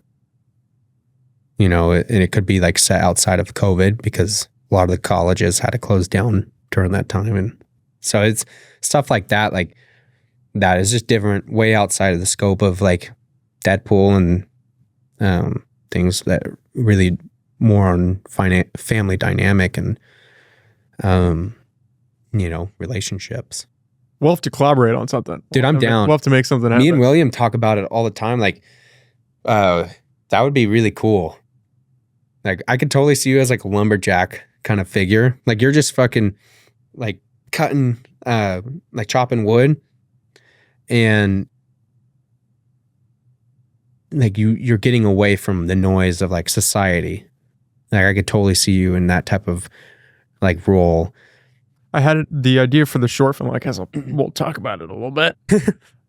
So the opening scene is at a bar. There's no noise, and it's a shot on a shot glass, and the bartender's filling it up. You just see the glass and then it being filled, and then it cuts off as somebody picks it up, and then he slams it back on the table, and that's when the noise cuts in. He doesn't necessarily slam it, but sets it down, and the noise comes in, and you hear a TV in the background, and it's in my envision of it, there's a girl, a news reporter I had on the podcast, and she's on the screen talking, and it's about this mother and daughter that have been murdered. And then the camera starts to pan out, and it's this guy, this rough-looking guy sitting at the bar, and then that would be the husband. And I haven't quite fleshed out the direction that it goes from there. If the husband is somehow tied to those murders, or if he's running from something. But I have the opening scene for some reason wrapped up like that.